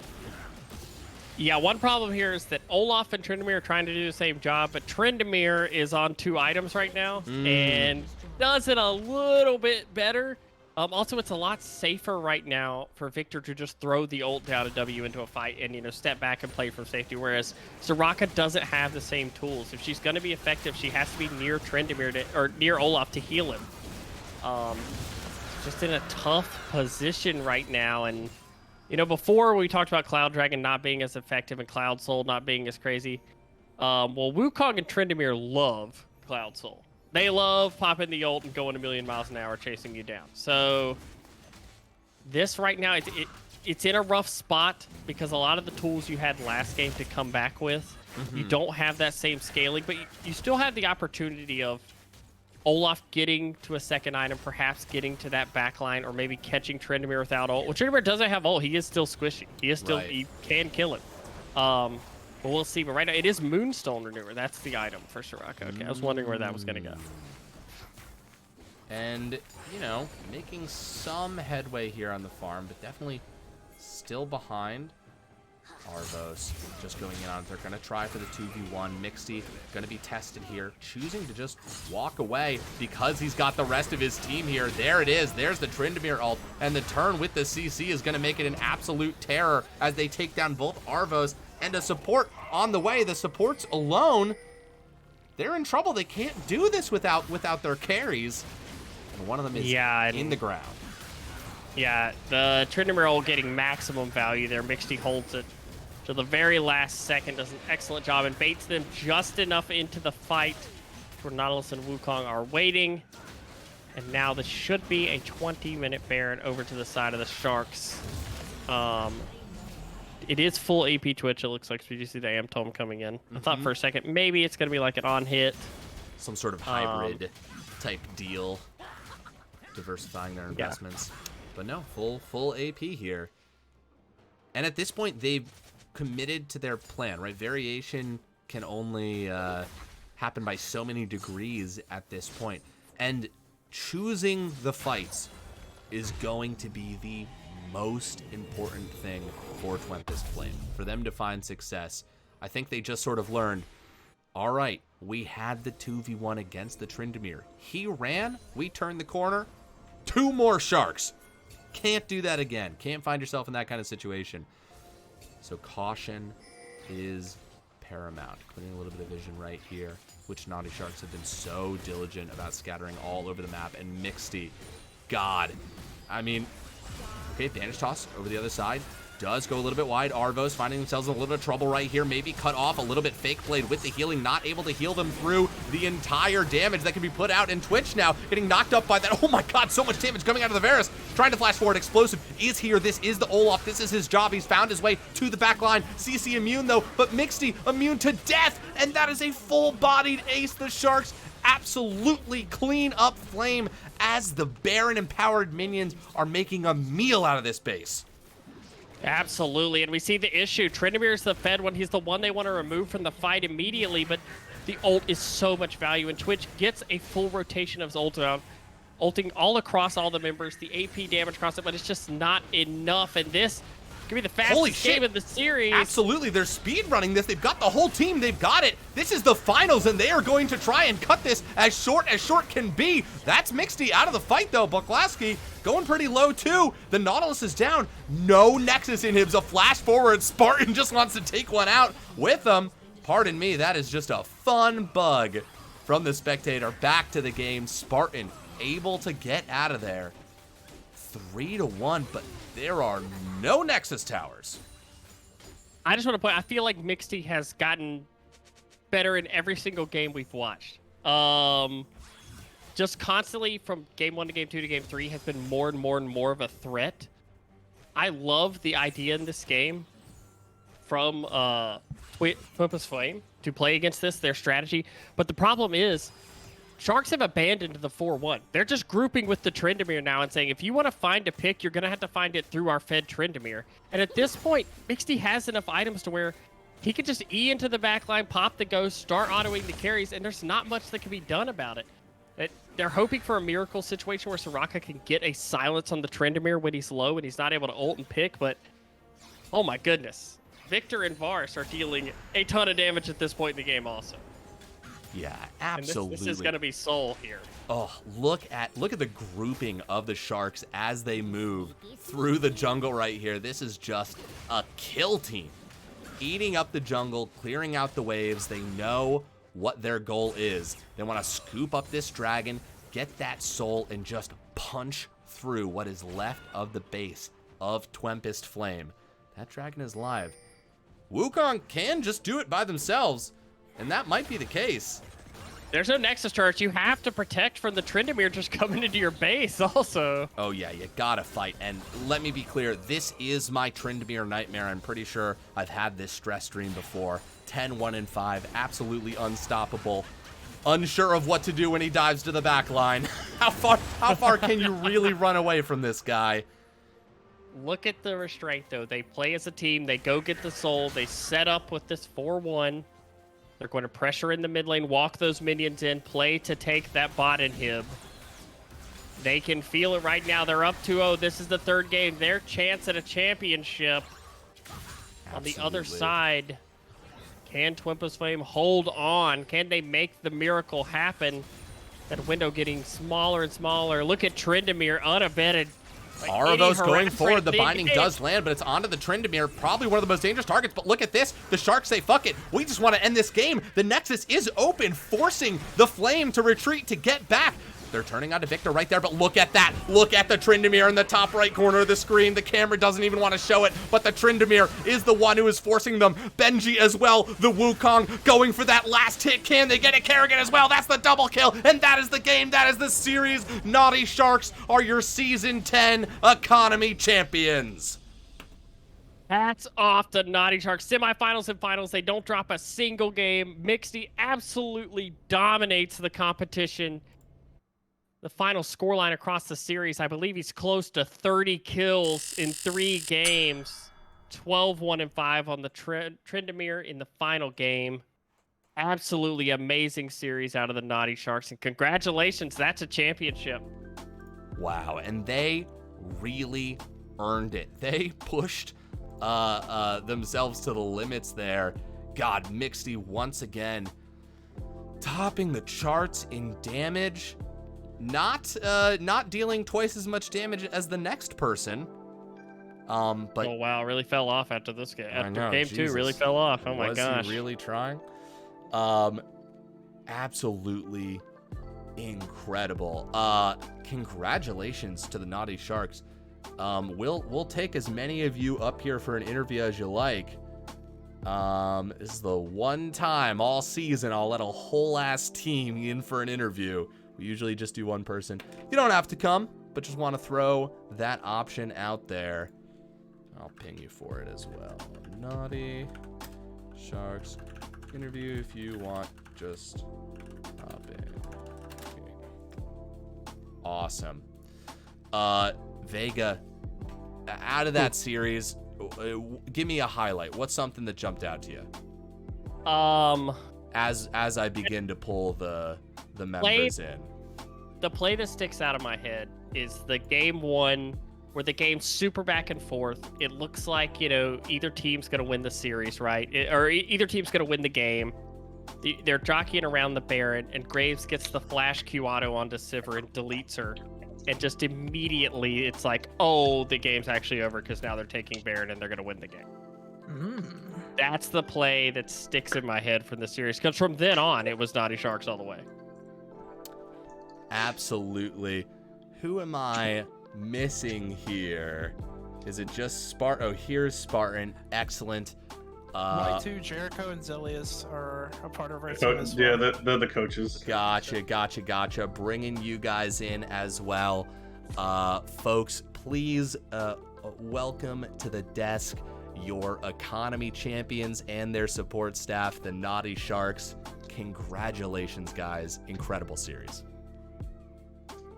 Thank you very much. There was never any other result possible. Damn. All right, the confidence. I mean, well earned at this point. I had a dinner reservation. I had to go. You had to make it quick. You made to push yourself to the limits. Mixty, I have this on good authority. You made dinner reservations at the most expensive restaurant in the city, and they are non-refundable. You had to put a down payment on that shit. Of course. Is it the Denny's in Vermont? Dude, it is a high-class Denny's. Downtown. Fuck yes. That's some high-class Denny's. I'll be happy to eat there. Dude, I still got to get to a Waffle House. All right, there's no way this won't be chaotic, so we're just going to throw some questions out, answer them as you will. Vega, also feel free to just sort of toss stuff out there, but I want to throw the first question to Mixty. We've got a big LBLCS. Big. We've had over 70 teams across 4 leagues this season, so sometimes you lose track of different storylines. Mixty, what has your top lane experience been like this season? Because we just watched 3 games of absolute dominance, and you yourself absolutely earning the MVP of this series. Well, in the entire 3rd game, I'm sitting in the back of my mind. I'm like, well, which is the easiest season of top laners and the hardest season of top laners I've played in so far? I can say for a fact this has been the easiest. It's been a fun team environment as well. I have everyone with me. I enjoy everyone here.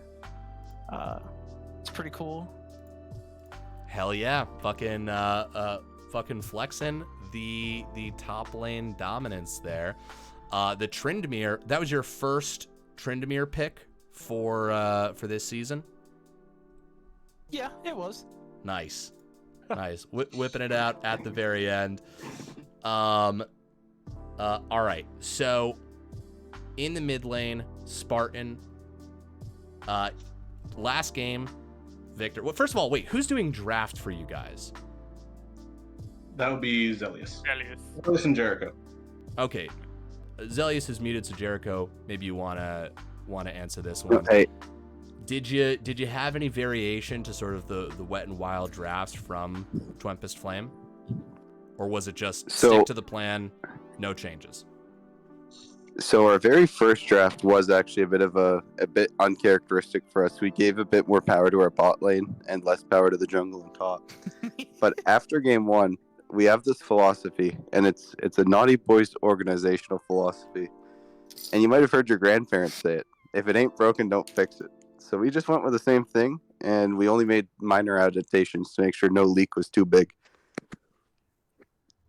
Beautiful. Absolutely beautiful.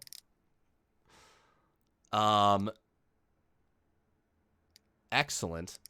Well, any other highlights that you guys want to point out? Anything else you guys want to say with your win this season? Obviously keeping it above board. Well, I do want to say I'd like to thank myself for being the best in all 5 roles. I'd like to thank myself for being the best drafting coach in the league. On my team, I mean, sorry. Well, I guess you could say league. And we're just gonna toss a mute on to Mixty there. Anybody else want to toss in? Anybody else? Sure, I'd like to just take the lead as the team's coach, org owner, etc., and look past the cynicism of it. And I think, in a maniacal way, what he's trying to say is a lot of the times the Sharks got spotlighted, it was MXTI this, MXTI that. Can X team shut down MXTI?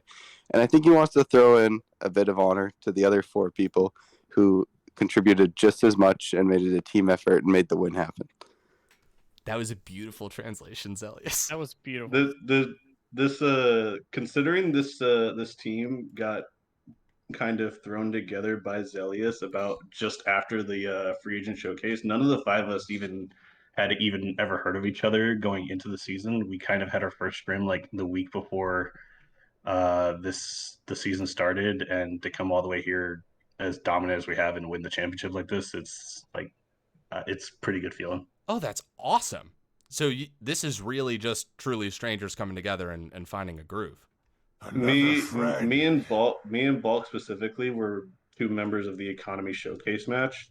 Mm-hmm. And Zelius hit us up after the match and then kind of filled in players along with one other that couldn't finish the season, but Zelius kind of filled in the rest of the team after that. Yeah, the only real players that, or I guess anyone in the org that really had any connection with each other are me and MXTI, just from playing, what is it now, 2 seasons we were on the same team as players, and now I'm his essentially therapist as the sort of analyst slash scouting guy slash babysitter slash you name it in terms of this team. But I've been kind of the ninja coach of this team. Like I'm not on the roster sheet. Like I don't really mention it or anything, but part of the shadow organization. Indeed, indubitably, which, I've leaked it, so I guess I'm not anymore. But I want to jump in here because he's humbling himself. This team would not have had the success they would have without the original hunk himself, Y2 Jericho. There's been so many times where I completely forgot the Sharks had a game or a scrim or a practice or anything. And, I never did that for the Dogs or the Narwhals. So I really got to thank Jericho for being able to step in where I was an idiot. Oh, yes. Do you remember us now? He led the team's success. Well, right. Don't forget, we barely had any scrims too. No, we did not. With our schedules. With our schedules, we had only a limited amount of time to play together. I had so many near mental breakdowns trying to schedule matches because every time I'd get their schedule for the week, it'd just be your day messes with this day, whose day am I moving to try and get this match done? Dude, it's bad when the best, like in terms of availability person for the scheduling is me. which sucks because I'm not a player. I can't even sub in. So it's like, That's a all right, lie. I'm cool. literally the one making the schedule. What do you mean? You're making it. Actually, true. You're usually available. Matt's usually available. Well, you found Our enough jungler- availability to put together a successful team. So whatever the bar was for availability, you guys were able to cross Very it. low. Very We're low. we're only planning on getting better because we're gonna practice hopefully a lot more. Hell yeah, that's kind of I guess that'll be my ending question. You guys now have a championship, which you can hoist upon your shoulders here. Any aspirations of moving up a level? You guys gonna stick together as a crew, or are you just gonna take some time to think about that as you bask in your laurels? Zelius? Cocky before victory, and humble in decimation. Cryptic as hell, Okay. and I love it. Yep. All right, beautiful. Perfect answer.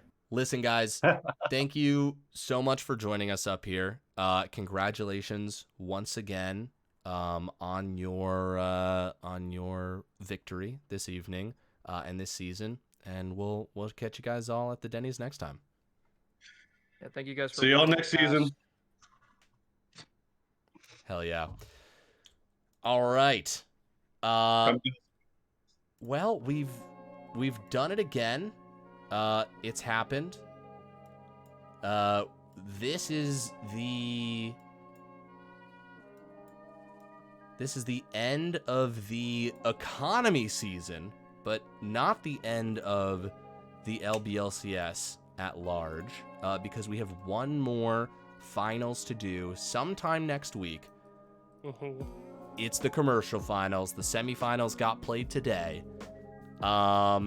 So that will be the last game of season 10 of the LBLCS, and then we will move into the extremely fun and very casual off season. But keep your eyes out for that. Let's see if we can figure out who won the executive. I read in chat. I haven't seen it officially confirmed, I don't think, anywhere yet, but Let's see. Do we know who won here? I don't want to say anything until it's confirmed. Let's, I don't want to be wrong. Let's see.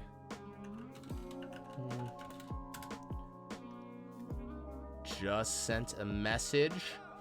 If you want to bear with us as we get this response.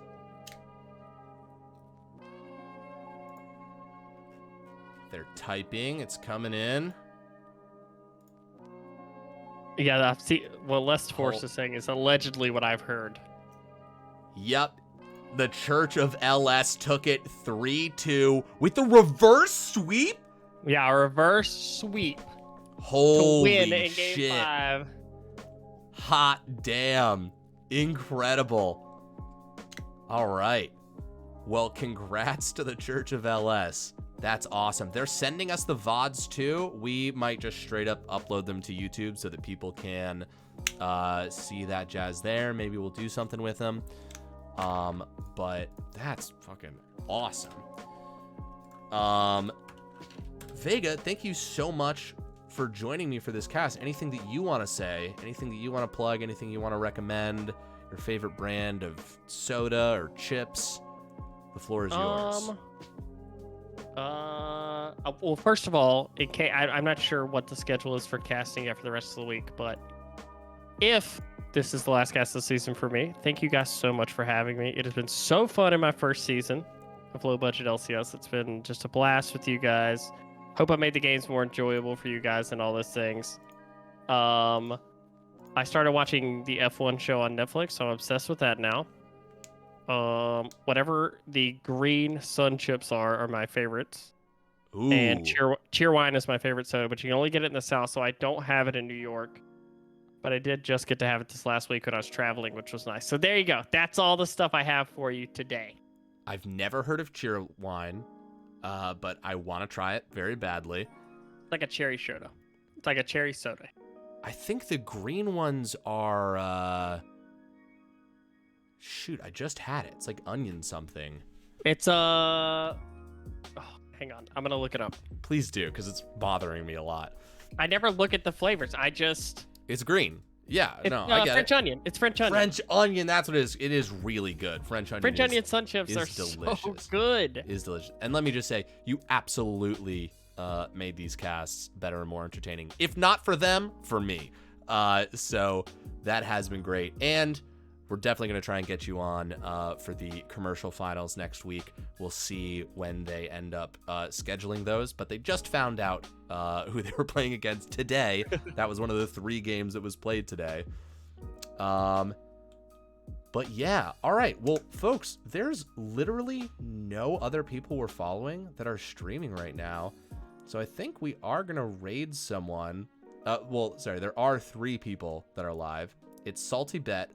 There's Trick2G. That's one way to go. I get it. You know who's also online that we're following is T-Pain. I don't think this will be. I was watching it earlier. It's really cool. It's Dude. definitely a good. He was like going through some of his old songs earlier and showing like how they were mastered, and I was like, this is so cool. Hell yeah. T-Pain's got an unreal stream. His Twitch channel is awesome. So let's go help out that small artist, T-Pain. And I guess we're just going to start the raid for that. Thank you guys so much. Once again, we'll be back sometime next week. We'll be posting about that pretty soon. Anyways, have a wonderful rest of your night, folks.